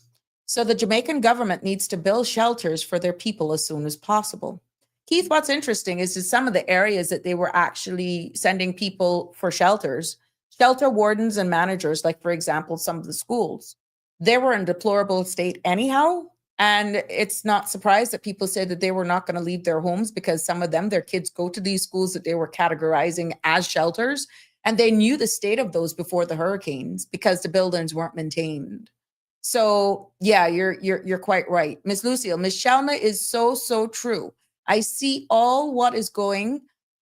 He called the place where he is going to stop. I watch him and also listen where he's lost. They are all going on the back burner. It's as if going to be a mess. It's going to be a mess. Yeah, and that statement, Miss Lucille, has been repeated by many people, even those in the opposition that saying that if you're not a JLP parish, that he's not going there. And it looks as though the areas that voted for the PNP are the only ones that are being left behind, understanding that they're both JLP and PNP voters in these areas. Because one may have gotten more votes than the others, it doesn't mean that you don't have JLP persons living in these areas. It would be just like what happened here in Prospect. You had persons that voted for Mr. Miles, and I have persons that voted for me. There was a difference of 16 votes. Is it fair then that if this style is going to take place, then that, because the Sabrina supporters, you're just going to leave Prospect out because you understand what I'm saying? So it's tricky. And this is what they're saying brings about garrison politics. And this is where the conversation comes up about a national vote, where you don't break it up in parishes, you run in let's say the top whatever, then you pretty much campaign all over the place. So there we go. Connie says, it's sad And I don't hear them mention St. Mary at all. Annie, that's exactly what people are saying. So I don't know. The Starlinks are nowhere near to be found, is what Connie is saying. Damian Henry, Connie Lynn, they don't want real videos to go out so the world can see exactly what's really going on. Well, I'm going to be honest with you. If they're controlling the amount of traffic under the label of too much persons going in and aid can't be got in faster enough and the removal or medical supplies can't go in, then I can see the international media fizzling out slowly but surely. I can see that fading out very shortly. And then you're only going to be left to those persons who are blogging. And we got to be careful. And I've given kudos to the bloggers here on this post, because a lot of those bloggers are actually going to areas with persons who are living overseas and actually doing live feeds with their family members to show them, well, they're alive here. This is the state of their house, whatever the case may be. And people are very grateful for these bloggers who are risking their own lives. I've seen one where his only way, he has a car, but the only way he could have gotten to this particular area is drove his car to a certain point. And let's say he had 5 cases of corned beef, 5 cases of mackerel or sardines, whatever the case may be, in water. Because it was cut off, he had to then pay a person on a motorcycle, or he had to rent a motorcycle in order to get to this particular location. Now you realize what would have happened. The amount of supplies that he intended to drop off would have to be multiple trips with this motorcycle to a certain point. So that in itself is inhibiting those bloggers that are on the ground. And it was because he was asked by family members who are living overseas in order to go to this specific place, and they sent him money to go, and he's just showing proof. This particular blogger himself lost his father in the hurricane and lost his house, and he's living in a pop-up tent that we would use over the Easter. He's not even worried about himself. He has nothing. He and his father lived together. He lost his dad in the storm, but he has taken it as a personal mission. And I think that's his way of dealing with grief, that he has now made it his mission in this particular area to give back. And that's the real life. And I saw also in a newspaper where there was this guy riding a bicycle, and people thought that he was just there fixing his bicycle. And it looked as though he survived the storm, but where he was going for resources and supplies was pretty much, he could see where he was going, but he collapsed. The bicycle was there and his body was on the side of the road. Dehydration, hunger. We don't know if he had medical issues, but again, he survived the storm, but the recovery is what took him out. Live happy. Good evening to you. Welcome, my love. Connie, well, it will go out. Yeah, it will at some point, somehow, unless they cut these links for some of these people. And this is why they have to be very measured with what they say on some of these podcasts. This is why they have to be very measured in even how they broadcast. Yeah, it is quite interesting. And again, I could keep calling Danny Neem because it's control of the media. And the flexibility that the podcaster has, understanding the liability risk that one takes on with being an independent content creator and getting it out to the masses thanks to a digital world that still has some control. That's the flexibility of being an independent content creator, but you still have to be careful what you say. You're not immune from lawsuits, and that's why you have to be measured. But in this particular case, where they're actually helping persons find their friends and loved ones, they too are very, very careful. Yes, the bloggers are sharing it. And this is why if you see some of them let's say their accounts are compromised or they shut down their accounts, that's control of the narrative. And we will just probably have to look for them in other areas. Damien is speaking to Connie. That's the only people fighting for the country. Those are the real on the ground Jamaican nationals. Yeah. Connie, that's PDTV. Aye, that's my boy. You're quite right. You all over the place. You like Dora yourself. And the government shows no compassion. Stated there. Live happy. At this point, money should not be needed, used for essential items. Well, the cash in on some insurance that they got, plus some credit line that has been extended to them, plus all the other stuff that they're getting. Whoever wrote that insurance policy, I am telling you, they are kicking themselves. Good play on whoever's idea it was to buy that huge insurance policy. But I don't think they ever could have imagined that that particular country would have been hit with a hurricane of that magnitude that would actually trigger that payout. And that's not Jamaican dollars, that's US currency. So yeah, it's going to be very interesting. But whoever it was idea that it was to actually purchase that policy, kudos to you. But I can assure you, the underwriters who wrote that and agreed for that payout, they never probably in their wildest dreams would have imagined that we would have had a hurricane of that magnitude that would trigger a payout. Yep. So I got another comment that came in. What would you expect from a prime minister that his wife as Speaker of the House? I don't think you need to go further than that to know if this man is corrupt. That too has been making a lot of talk that it's a conflict of interest, that the leader of a government then spouse is the Speaker of the House. And like I said, no skin in the game in Jamaican politics, but perception speaks volumes. And dictatorship comes to mind. No. Again, perception, because that's not what they are about. They're about democracy.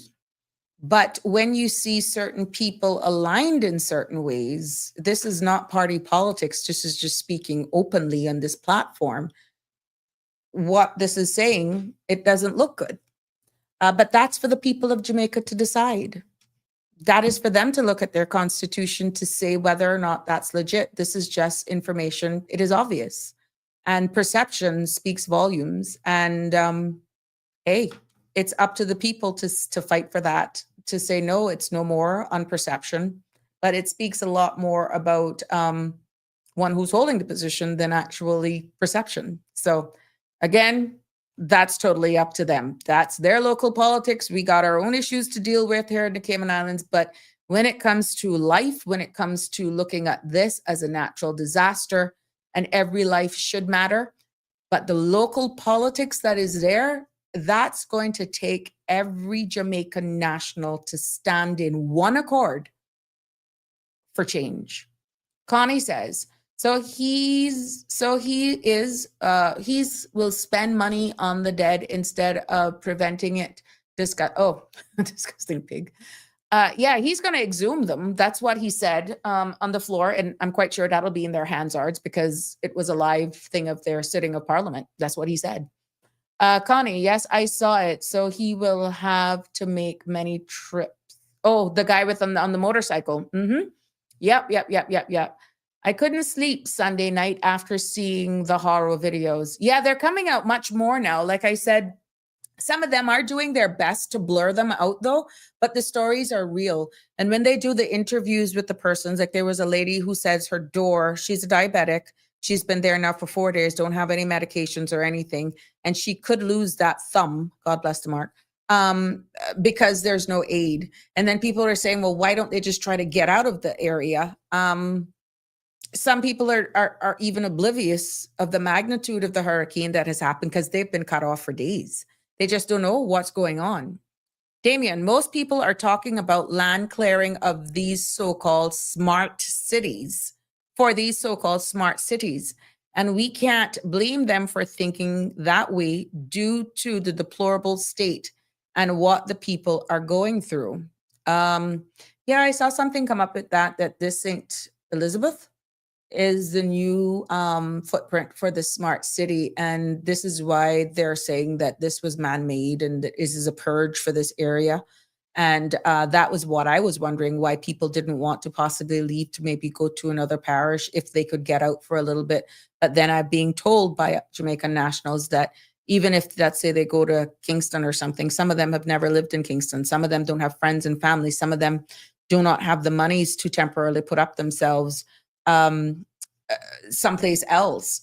And I was thinking maybe because they were fearful that squatters may take over their place. But like I said, I don't understand the culture down there. But really what is coming out on social media, there's a lot more questions than there are answers right now. And even some of the things that we can answer, it's just not making sense when you look at all the resources with is it the soldiers and the equipment that they have down there, that they could actually do drops, like have somebody go in and just pretty much manage the distribution of these goods, or drop some of these guys that they propel down and drop food supplies, that sort of stuff down. I don't know. There was an area as well that they said water came in, and what was reported by the government, it is alleged, what was reported to the government, that they managed to clear a path that water could be distributed to an affected area. When the water truck came in, it wasn't for free. They were selling the water. So that again is another story coming out. So it is answers to those things that is key in rebuilding this country. But internationally, it doesn't look good for Jamaica, knowing the amount of support and aid that has been delivered there.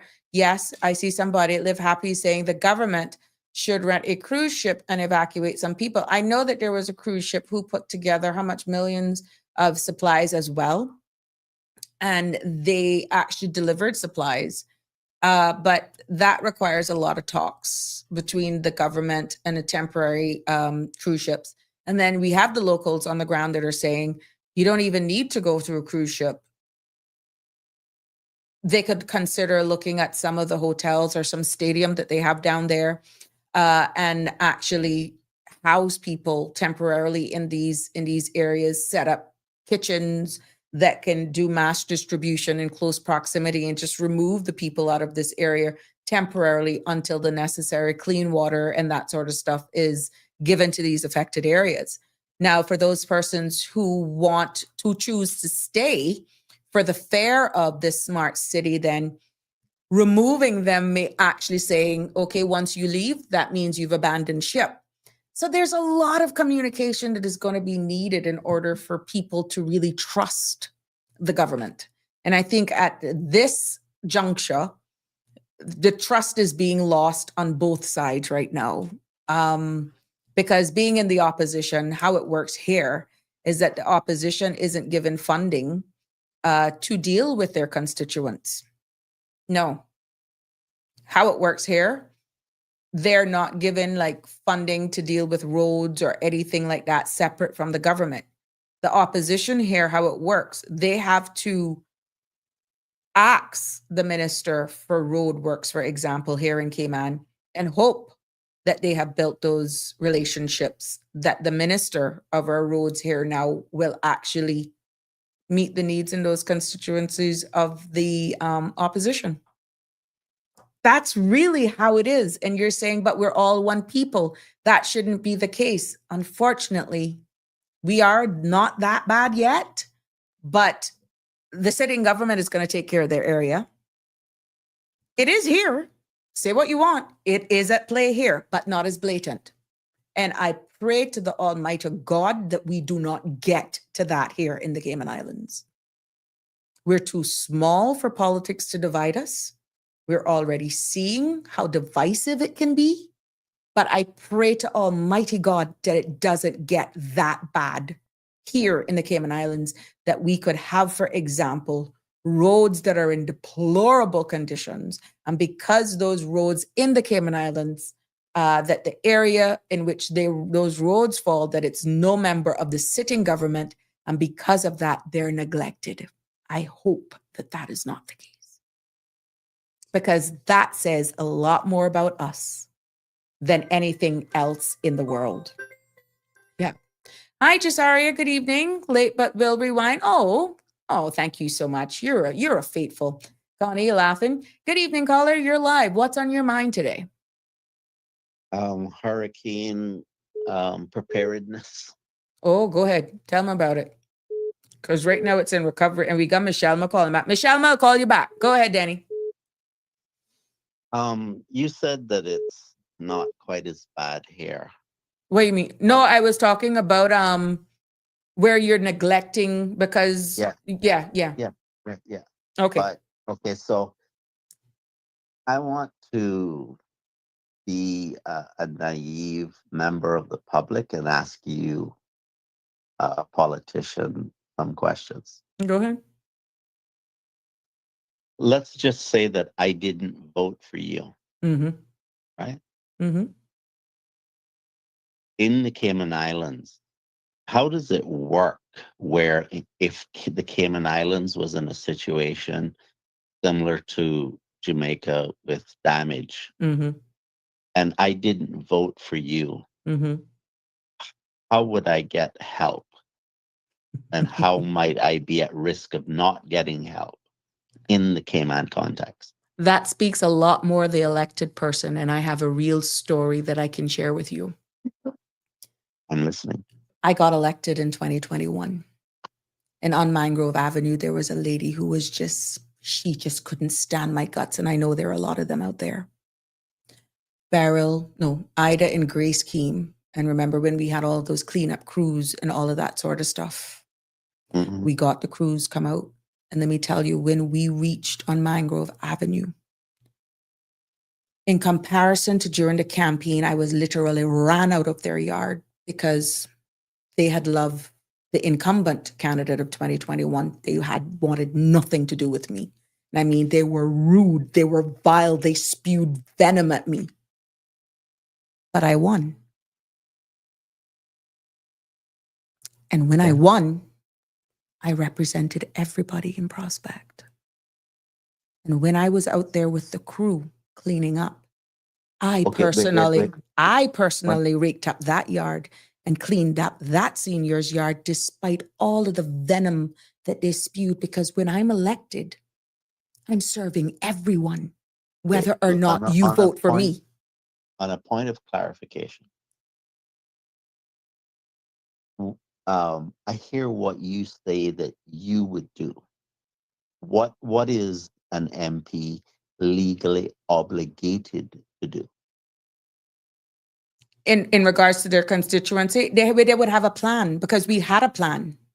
Mm-hmm. But we included, based on the composition of the cabinet at that time, we included whatever additional funding we got to aid in the recovery process after Grace and Beryl. We included the opposition. And can an MP legally say, I'm going to help you, but I'm not going to help your neighbor? You shouldn't. But we don't know the relationships. Legally, Denny, is almost like splitting hairs, because there is no job description. There is no job description for an MP and how you represent. So the word legal, it's more a moral compass than legal. Well, Section 5(2)(a) of the Public Service Management Law requires, including MPs, to act morally. Exactly. That's why I said it's morals. So no, but you're required to do so. But that's a choice. Who's holding them accountable? No, it's not a choice if you're going to follow the law. But Danny, we speak about accountability here all the time. Who is going to hold them accountable? Well, I have a theory on that, but the question that I'm asking you is, when they think about, okay, the country has a certain amount of money that we can spend on recovery from a hurricane. Mm-hmm. And you know that I didn't vote for you. Mm-hmm. And the law says that you must act morally. Morally doesn't allow you to exclude me. Mm-hmm. Understood.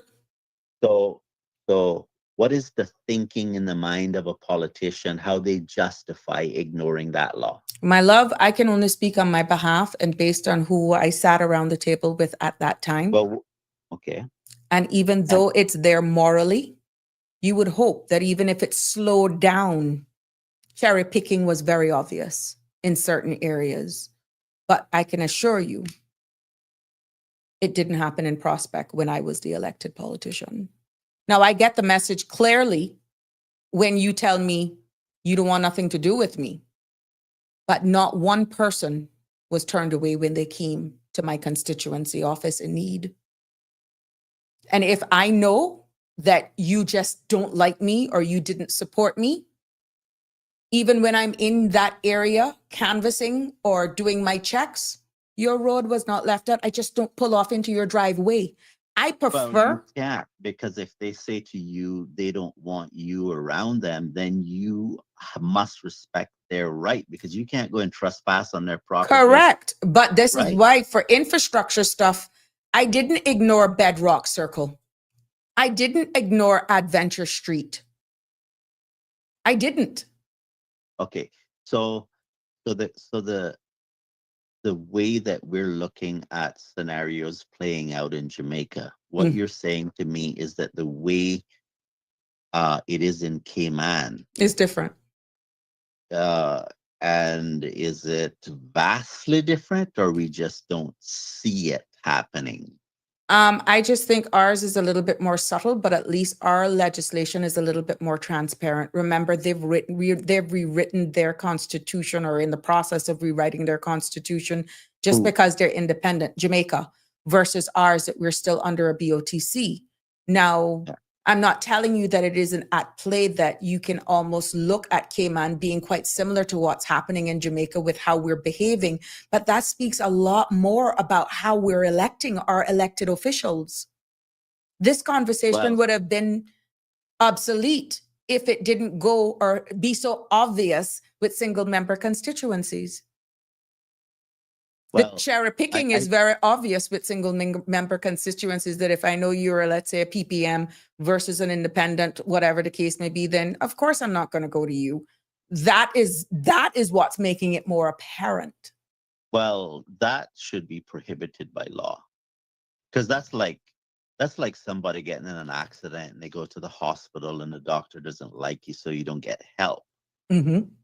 No, that should be. Who's going to prove it?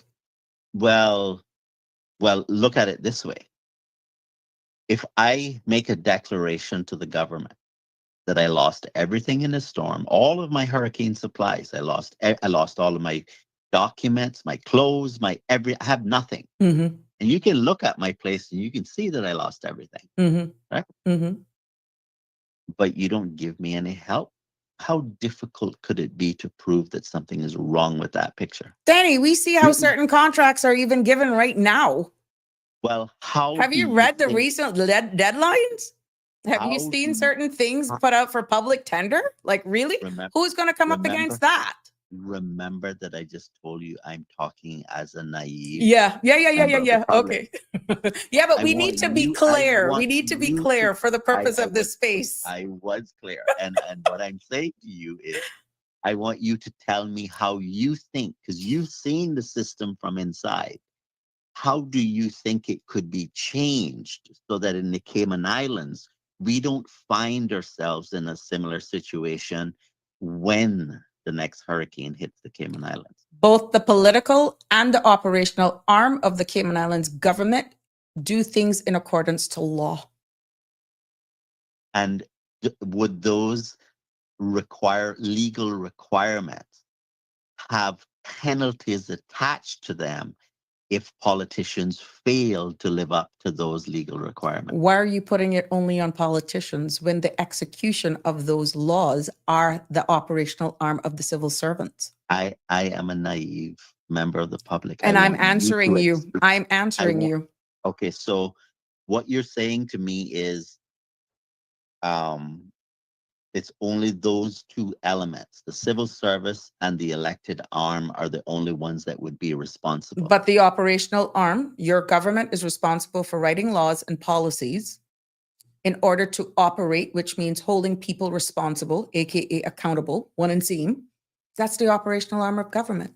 Now, it takes political will to avoid that cherry picking as we are talking about, because it is law on a moral compass. That's where the power is in the people. And that happens every 4 years, save by a referendum or civil unrest. And that's what is going to become of Cayman if our politicians do not start listening to the people. Well, I advocate for the people to have a right to fire politicians if they're not living up to their end of the social contract. So, but looking at how we are set up here with what's happening right now for the national budget, your MPs are, and your cabinet ministers go down and they fight for a budget for their ministries. And once that money is allotted to in those ministries, hopefully now given to the civil servants so that they can deliver based on the money allocations that they are given, be it schools, be it roads, be it docks, be it housing, be it healthcare. It is the responsibility of the civil servants and those departments and those statutory authorities to upskill themselves, to improve on access of services. But yet the MPs now are going to get the blame if it does not happen fast enough.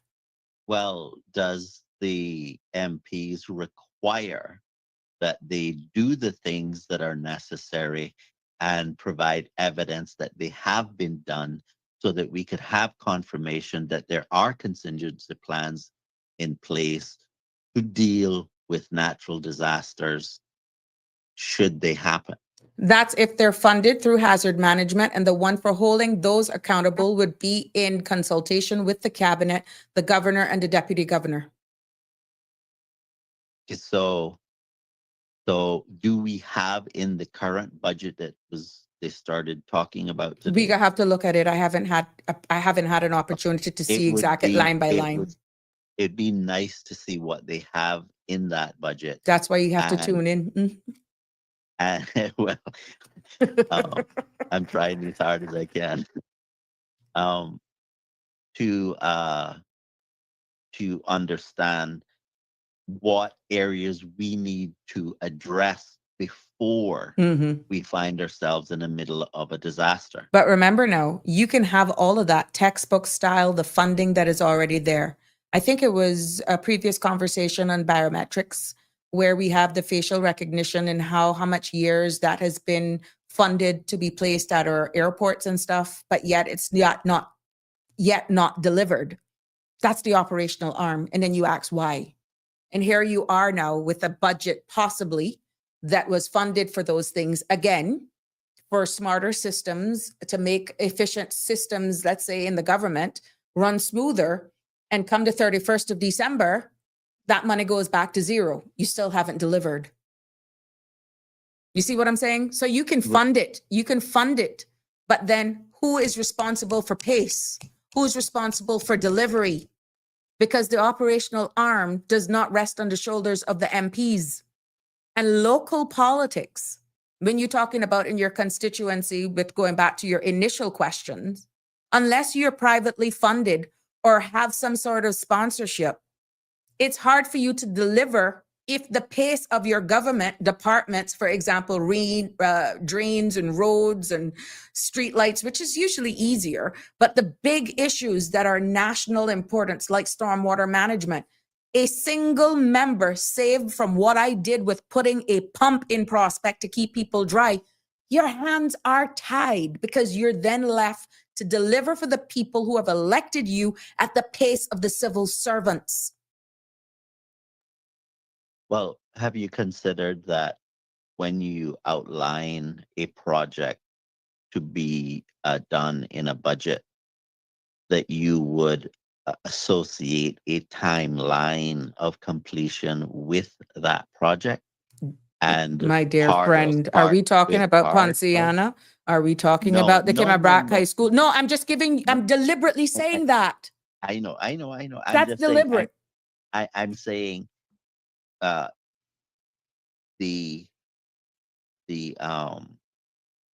you don't want to just allocate money without having some type of timeline associated with it. You can And then, only get feedback through your chief officers from those departments that are responsible for delivering. And right. if you play it by the rules and not interfere with operations, and you do it by the book, doing it by the book gets you where I'm at, a podcaster. Doing it by the book. Okay. Well, I can certainly identify what you're saying, because unfortunately, in many instances in Cayman, those who break the rules get by. Those who follow the rules are crucified. There we go. I'm But- living but- witness of that chapter. But here is the problem. That is something that we need to address. Who's going to Because do it? If you all of us have to do it, because if you think about that to its logical conclusion, if there is no intervention in that type of dysfunction, we will destroy the country. Who pays the piper plays the song. And until we stop selling our rights, until we stop being dazzled by the monies, that's the only how we're going to get out of this rat race. Did you hear that caller who had called in on Sandra's show one time to describe how politics works? I can't. No, I can't really say I recall. No. I have to say I agree with what he was saying. He talked about he the way he couched it was in terms of bribery, Mm-hmm. but he split it up between the different political groups. And basically what he said was, he says that if you go to if you went to the TCCP, Mm-hmm. and you said, I'm hungry, and they had like yam, they would say, well, the yam is still young, I can't, I've got to wait until it's fit, and then you come back and I can help you at some point in the future. Mm-hmm. Mm-hmm. And then he said, well, if you're the PPM and you ask for help, even though the yam is young, they would still pick it and give it to you. Mm-hmm. Mm-hmm. And he said that if you're the National Party, he said, well, they're still trying to figure out how to farm.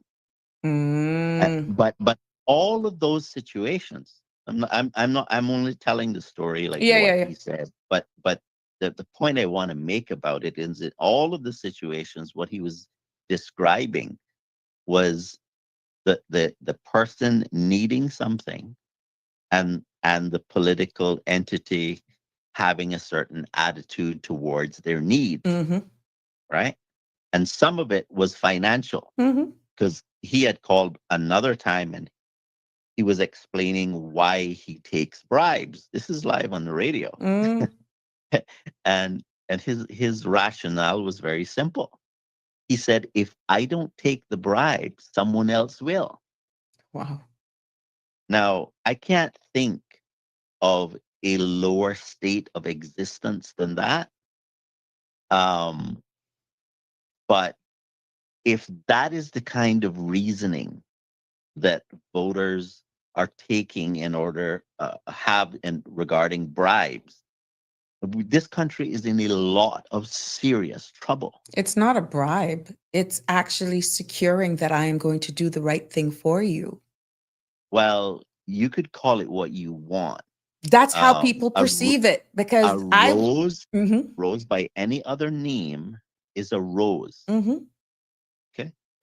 And if you pay me to vote for you, and I vote for you, and the law says that you should not be paying for me to vote for you, that is illegal.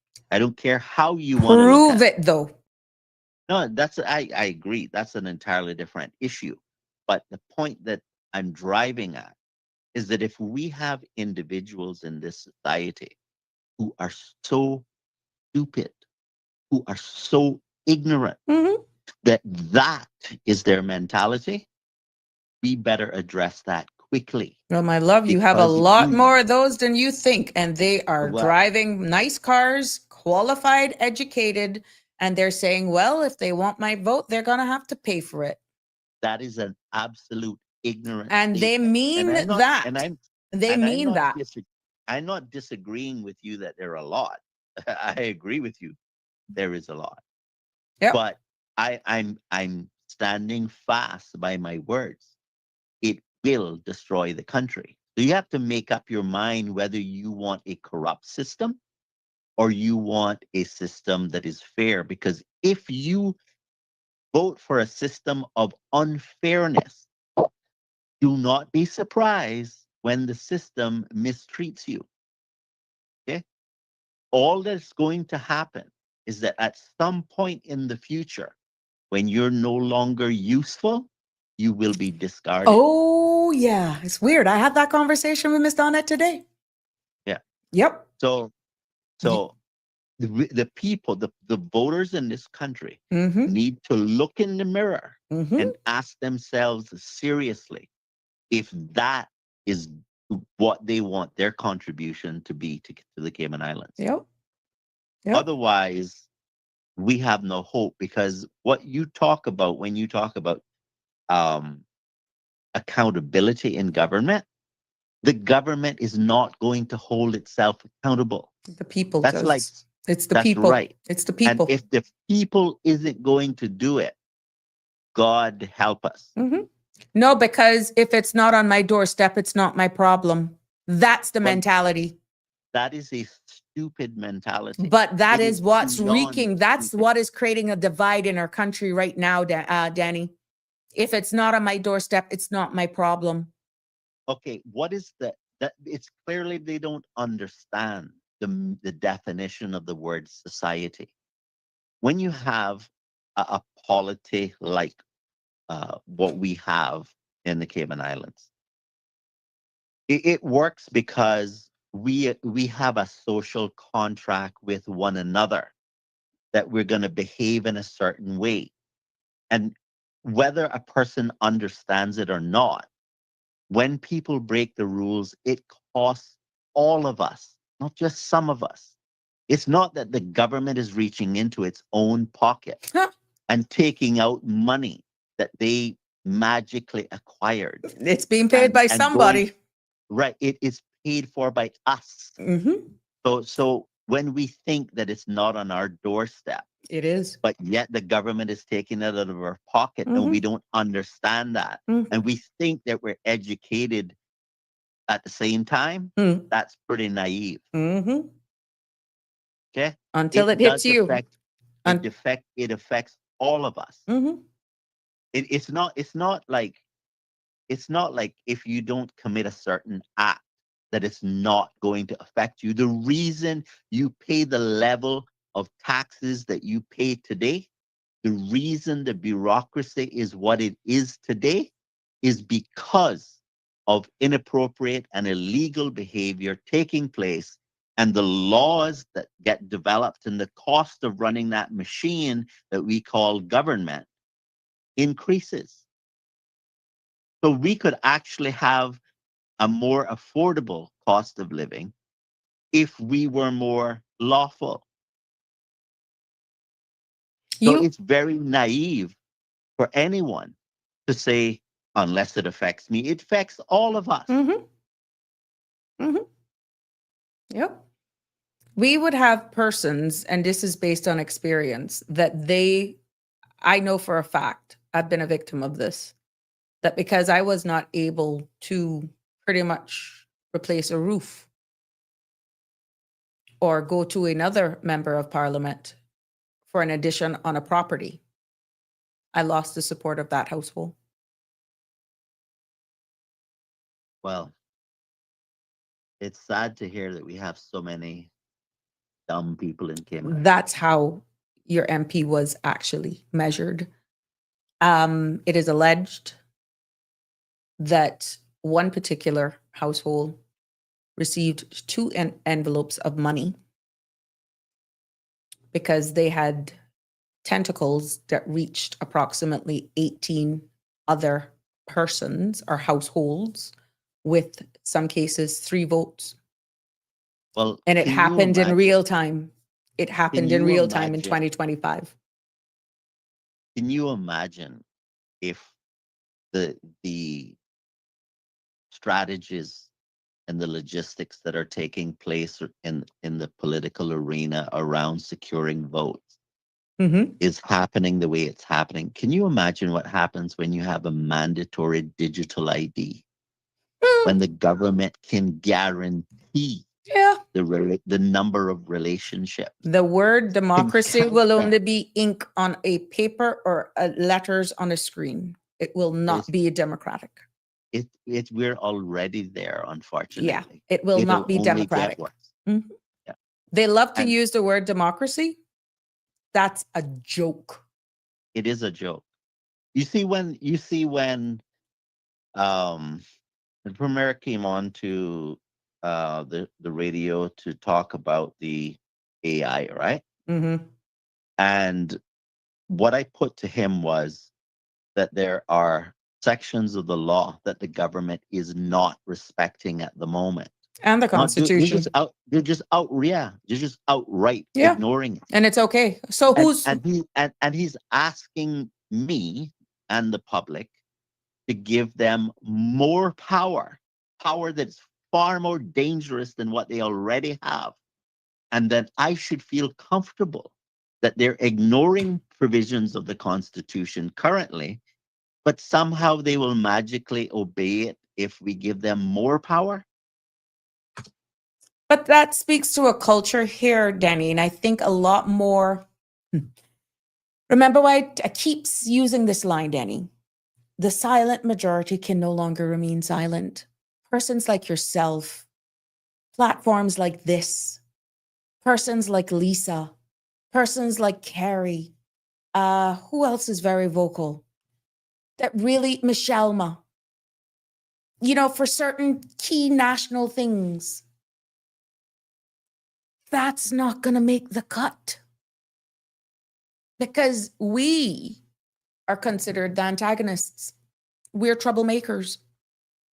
Okay, let's imagine for a moment that the government gets rid of all of us, the vocal ones, and there's nobody left to talk. What will the silent people do?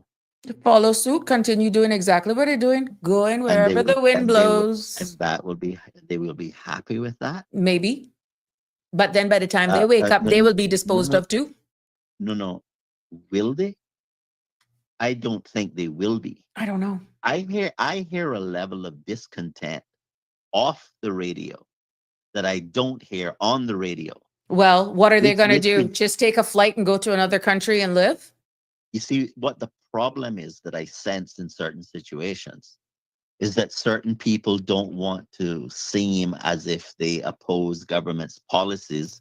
But so why? That they can because they want to continue to be invited to the Parties? cocktail parties at the governor and to have certain opportunities, economic opportunities. They're really thinking about themselves. So what about their grandkids?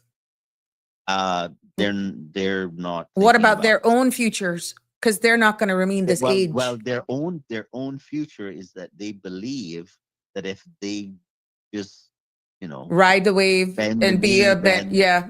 they'll be okay. Yeah, that's what they believe. This sounds like the whole thing with the food stamps in the United States where they were saying, oh, we're going to do this. And when the stats came out that the persons who are receiving assistance, 70%, I think that's the number that I heard thrown out, of those persons who are getting food assistance in the United States are Caucasians. Well, you see what I'm saying? It's like, it's almost like that. It's hard for me to say what's accurate over there because they have gone to a whole different level. But what I'm saying is some of what is being spewed here, we sound, Michelma, coming to you, we sound as though we're almost wanting to adapt those type of behaviors, and that is not who we are. And just remaining on the elites, going out on the big yachts, going out on the deep sea fishing trips is not going to solve our problems, because eventually people are going to take matters into their own hands. They can shut me down. They can muzzle me. They can blackball me to save their own positions. This space will open up and educate the masses. We just need to believe in ourselves, Danny. yes, and we need to have the courage, because you see, here's the problem that I have. On one hand, you had a show where you brought uh the a representative on from the Veterans Association, Mm-hmm. and you were talking about how what contributions they made to the world. And I was thinking to myself, while we're celebrating veterans, Mm-hmm. for the most part, Caymanians are too afraid to even speak in defense, not fight, not pick up an Yeah. arm and kill a human being Yeah. for Yeah. freedom. I'm just talking about calling one little radio show, just making a few words to say, this is right, this is wrong, here's what we should be doing. They don't even have the courage to do that. Why? They don't want to And end up being a me or a you, ostracized. and we expect that we're going to keep Yeah. our freedom. Yeah. Yes. Because me and That's you a will be front special line. kind of naive. Me and you would be front line is no. what they're expecting, Danny. Listen to me. Even if we were front line, do you know how long it would take to take me and you out? Hmm. It would happen in a blink of an eye, because we don't have the support. Instant. And what the problem is that when they're finished with me and you, Next. what do you think they're going to do with the rest? Open your mouth if you think you're bad. Think that we're going to get out of this situation by having no courage and by apologizing for their inappropriate behavior, Think again. my friend, it's not going to happen. Yep. There is something that Thomas Jefferson said about the American Revolution. He held the view that every 25 years, the tree of liberty sometimes have to be watered by the blood of patriots. And if we do not preserve the freedom that we have, it will be necessary in the future to repurchase them. And if you don't understand what the cost of purchasing freedom is, I suggest that you inform yourself. Because you won't have the freedom to do all of the things you do now. Don't think that your life is going to remain the same.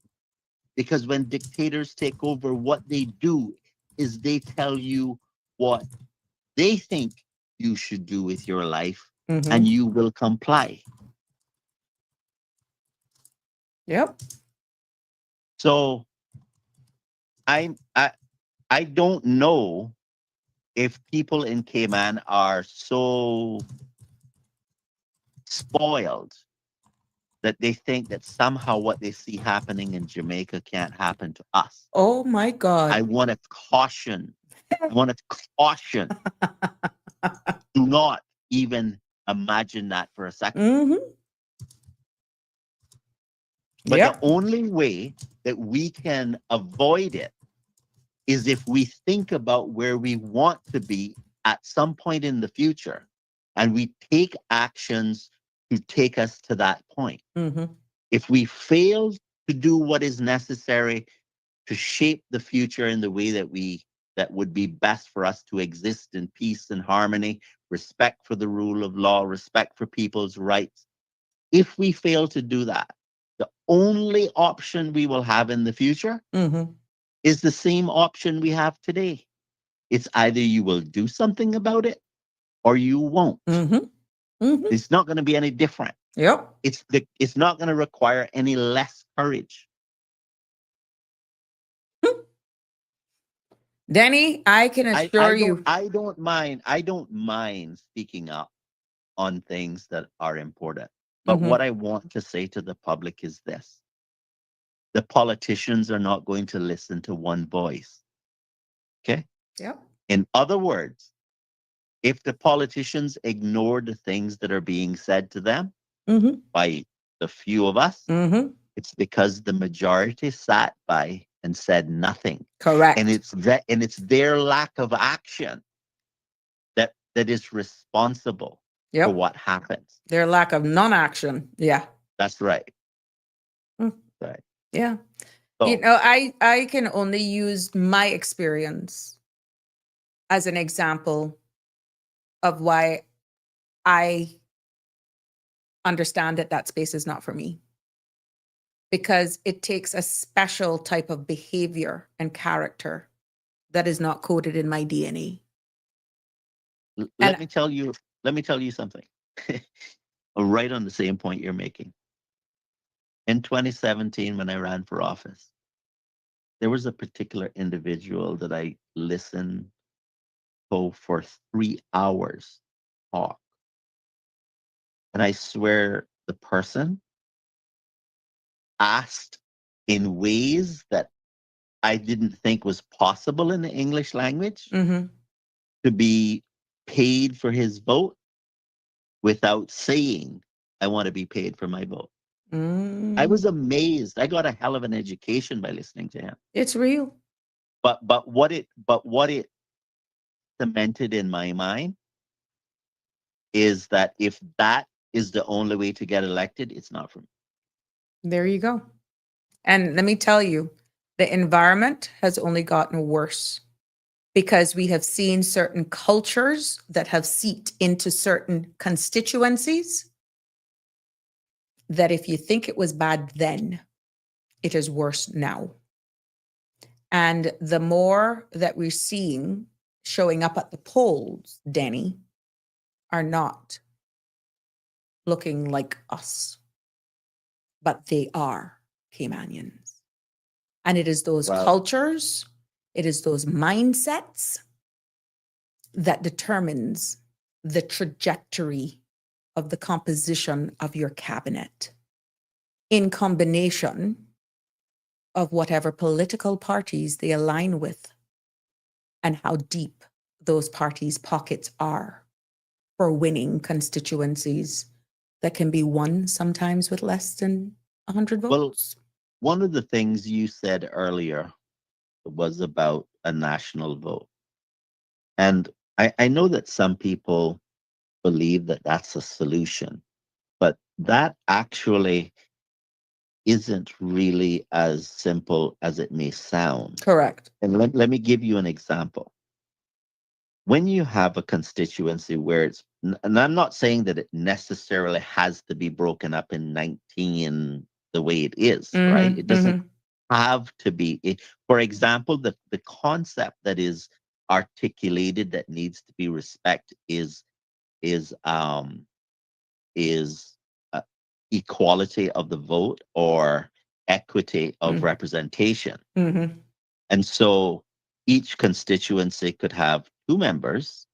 Each constituency can have 3 members, or, and in other words, as long as the number of persons in the number of constituencies are the same, the concept has been satisfied. So it doesn't have to be 1; it could be 2. Um, but what is important to understand is that the whole of the Cayman Islands is broken up into fractions, Right. and which requires each and every section of the country to be considered.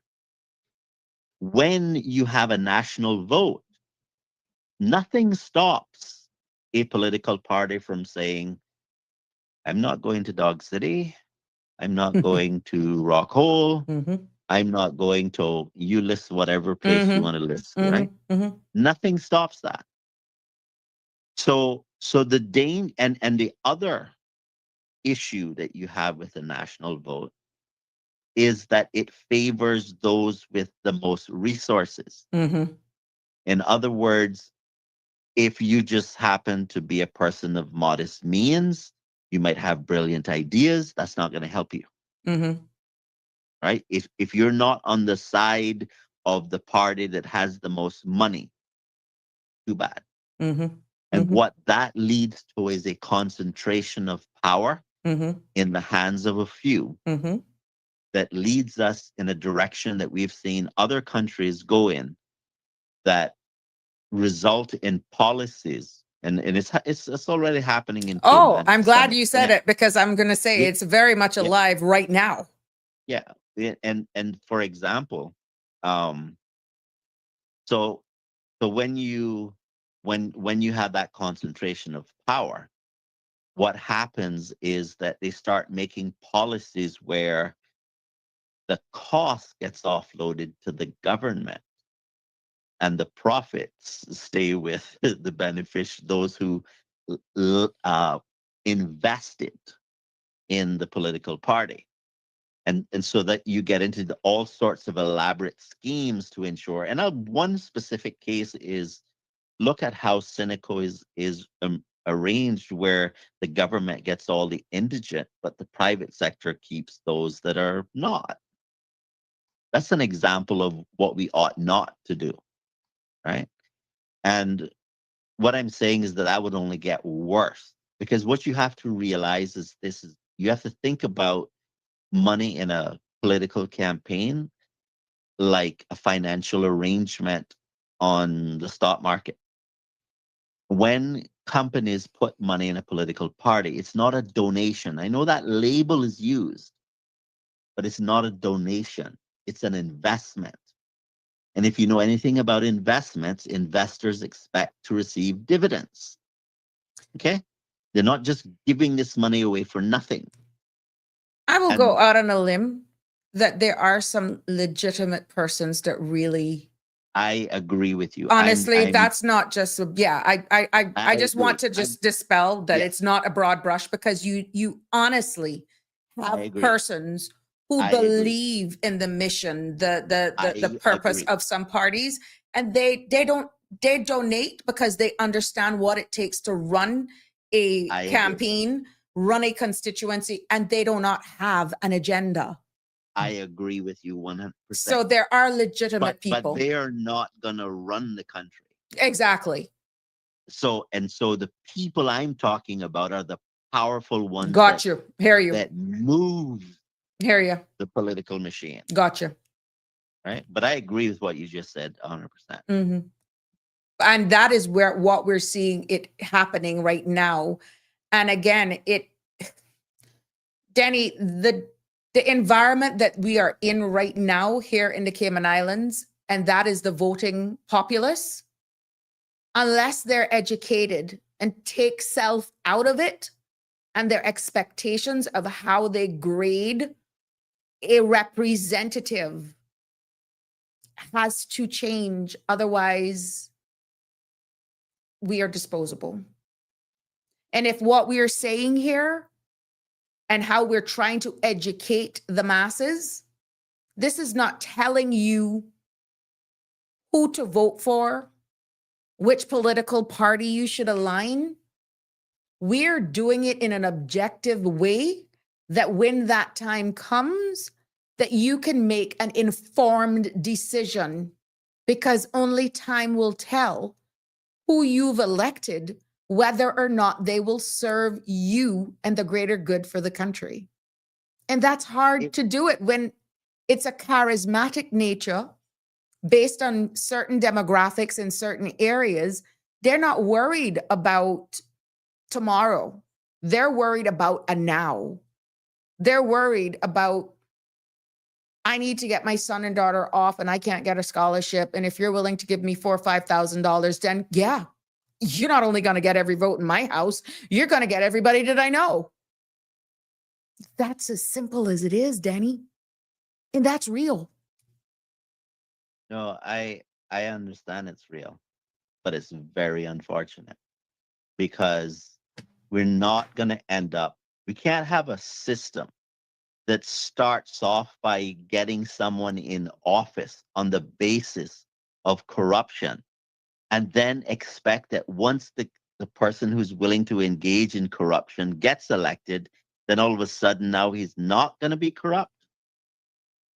They don't see that as corruption. They see that as that politician understanding their needs, that, let's say, the former politician didn't see it. And all they're thinking about is themselves.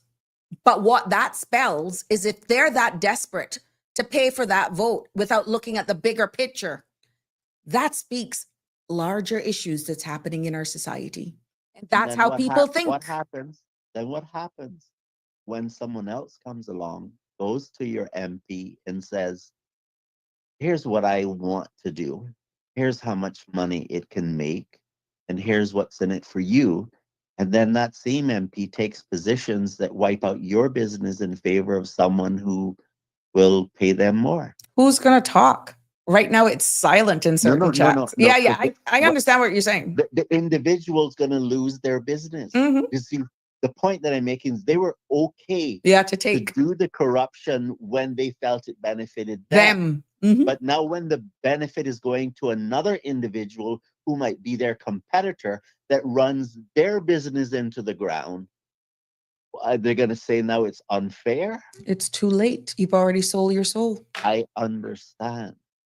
But Too late. the point that I'm trying to drive home is that thinking that you can stoke the fires of corruption and not be burnt by them is utterly stupid.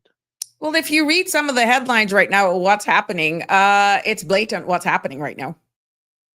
It's in your Right. face. It's in your face what's happening right now.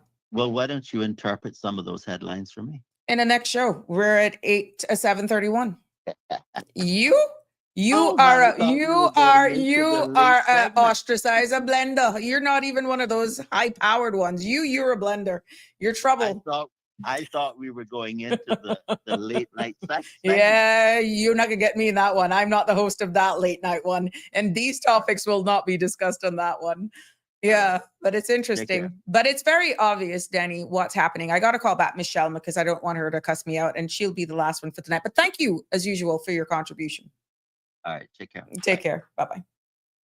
Let me call back Miss Shelma. Danny is always very, very engaging. Miss Shelma, let me call you. Answer your phone. And that would be Denver, an investment in their favor. Bang on, Danny. Also from Danny. From Denver. Miss Shelma, we're calling you. Answer your phone. Because if I hang up, I'm going to close out. Who's she talking to now? Tanya says, no one is going to speak up. We are, okay, there we go. No one is going to speak up. We are spoiled and comfortable, and we don't want that compromised. We will comply as you are saying, Mr. Warren. So she was agreeing what you're saying, but it's not going to solve the problem, Tanya. It's really not going to solve the problem. And Damian Henry says they have the mindset of crossing the bridge when they get there. Yeah, thank you for your comments. We appreciate all the feedback. But ladies and gentlemen, you've stayed with me this evening. Thank you. I didn't expect it. You're calling back. No, look here. I shouldn't answer you. Hey, Miss Shelma. I went outside. I had to go get my transcript. Somebody brought my police record. That's what you call. Okay. I said, but I agree with what you were saying just now about you hope that we don't get bad is Jamaica. But we not is bad. Similar things going on here. But you know what I'm talking about? Like I said, and you're not talking in the same thing here. You got your favorites and you get and then actually I don't want to put it out, but I vote but the person they never offered me nothing. It was another constituency from another place, and then they get up and right now I still have battling, whatever. So we got the same thing here. But I'm saying that I want to say I just see a helicopter went in from Bahamas. Even Bahamas giving aid, and the very women were out there. They had the helicopter were parked in the place that they're taking out the goods from, and a line of people, and they're taking people, pulling them out from the hole, I call it, and throwing them to this person, and the next one throwing them to the next person. Then they're packing them up, and they're giving $2 million in cash plus the goods. They got water, they got pile of water. I forget how much 1,000 cases of water they got, and they say tarpaulin, collaborate, they walk in front, and they carry respirators, and they carry face masks. That's what they asked before. And I just, Then I just see one other woman. She was in I think she was St. Elizabeth, and she got two little children, and she even break down crying when the person was asking her, and she said it been that days and the little children, and then one person come hug her up and say, "Don't cry, just try to bear it. God's gonna see us through. We gonna be strong." And then I got nothing. And she said, and then she from one, but apparently she wasn't a JLP. She must be a PNP. I tell you, it is loan policy, Sabrina. And like you say that they want problem, shut us up. Well, I tell them, nobody not gonna shut me up, because if I see anything, and once I tell them the truth, the only person can shut me up is Almighty God. And if they cut my tongue out, well, I can't talk, but I can like a dummy and still make noise. If they shut the media down that you can't go on, I can go to their face and tell them I'm not spunk. Like I say, I can't beat nobody. I'm not afraid of nobody. And if I got something to tell whoever, he could be the governor, the president, the king. And if I got something to tell you and you will stand up and listen to me if I come to you, I can tell you just how I feel and that's how I think things should go, because I got that spunk on my face. I didn't have the lion in me. Put that up, but I can stand to anybody's face once they will listen to what I have to say and tell them I got that spunk. I don't have to talk behind nobody back. And if I say something, I will own up it. If I never say it, they're not gonna make me say it. They could put fire in squad, and they're not gonna force me to say it. And like I say, if I say it, I gotta say it, and I ain't gonna tell no lie about it. And then if it's something that I think that I shouldn't say, that I feel like I want to apologize for it, I will. And if not, well, they say who the cap fit, or let them wear it. Thank you so much. Like it, come lump it. Too sad, too bad, you're dad. Thank you so much, Michelle. We have had a very informative show this evening, going from Christmas straight into the realities. And thank you for sharing this. And I will definitely remove this banner and share this, because this is so profound. It says, much of the appeal of socialism comes from the fact that it allows people to feel morally superior without having to bear the cost of their policies. It's easy to advocate sharing when someone else pays the price. So well stated by Thomas Sowell. That is profound. And thank you, my friend, for sharing that. And, that speaks a lot about us. It speaks a lot about the few that is willing to take the risk, to stand even when we know that the numbers are there behind us. The numbers are behind us, yeah, but in the shadows. But they're not willing to speak out for whatever reason. But I want to acknowledge that, we've taken this weird journey from the holidays from glitter to Christmas to the gift of reality. And we even started with tinsels and trees, but we ended up where we often do, to the heart of what it means to be Caymanian, and in a changing region and a changing times. This was a sobering conversation tonight. Now, we spoke about Jamaica's recovery and the international lens that often magnifies our missteps. But here at home, the silence of our own people speaks volumes. Too many Caymanians feel the weight of fear of speaking up, of being labeled for rocking the boat. And yet silence doesn't protect us. Actually, what it does, it isolates us. So whether you're talking about the holiday stress, regional reputation, or even the courage to speak truth to power, one thing is clear. We must make room for honest discussion, not just in studios and in boardrooms, but in homes, in churches, WhatsApp group chats, and community halls. Ladies and gentlemen, let this season be more than decorations. Let it be the time to really reflect and reconnect and reclaim our voices, for God's sake. Because Caymanian deserves more than survival. We deserve dignity, clarity, and a freedom to speak without fear. Yeah, we do. Until next time. That's tomorrow. Let's hope that tantalizing fragrance from one of our own, who continues to break ceilings internationally, will jolt us into the reality that our destiny is charted not only by focus, dedication, faith, believing in oneself, but most of all, unity. It has been a pleasure bringing you another Sabrina Speaks. God bless.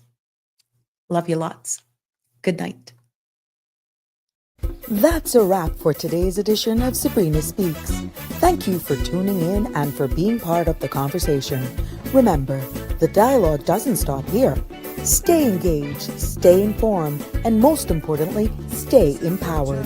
We'll be back tomorrow at 5 p.m., same time, same place, right here on CMR TV and radio, where your voice matters and your truth is heard. Until then, Cayman, take care of yourself and each other. That's it for today's edition of Sabrina Speaks, where your voice matters, your story counts, and your truth is always welcome. Join us weekdays from 5 until 6:30 p.m. right here on CMR TV as we dive into the topics that matter most to you. Catch the show live or on demand at cmrtv.com. And don't forget to follow us on Facebook, YouTube, and Instagram so you never miss a moment. Until next time, stay informed, stay engaged, and always speak your truth.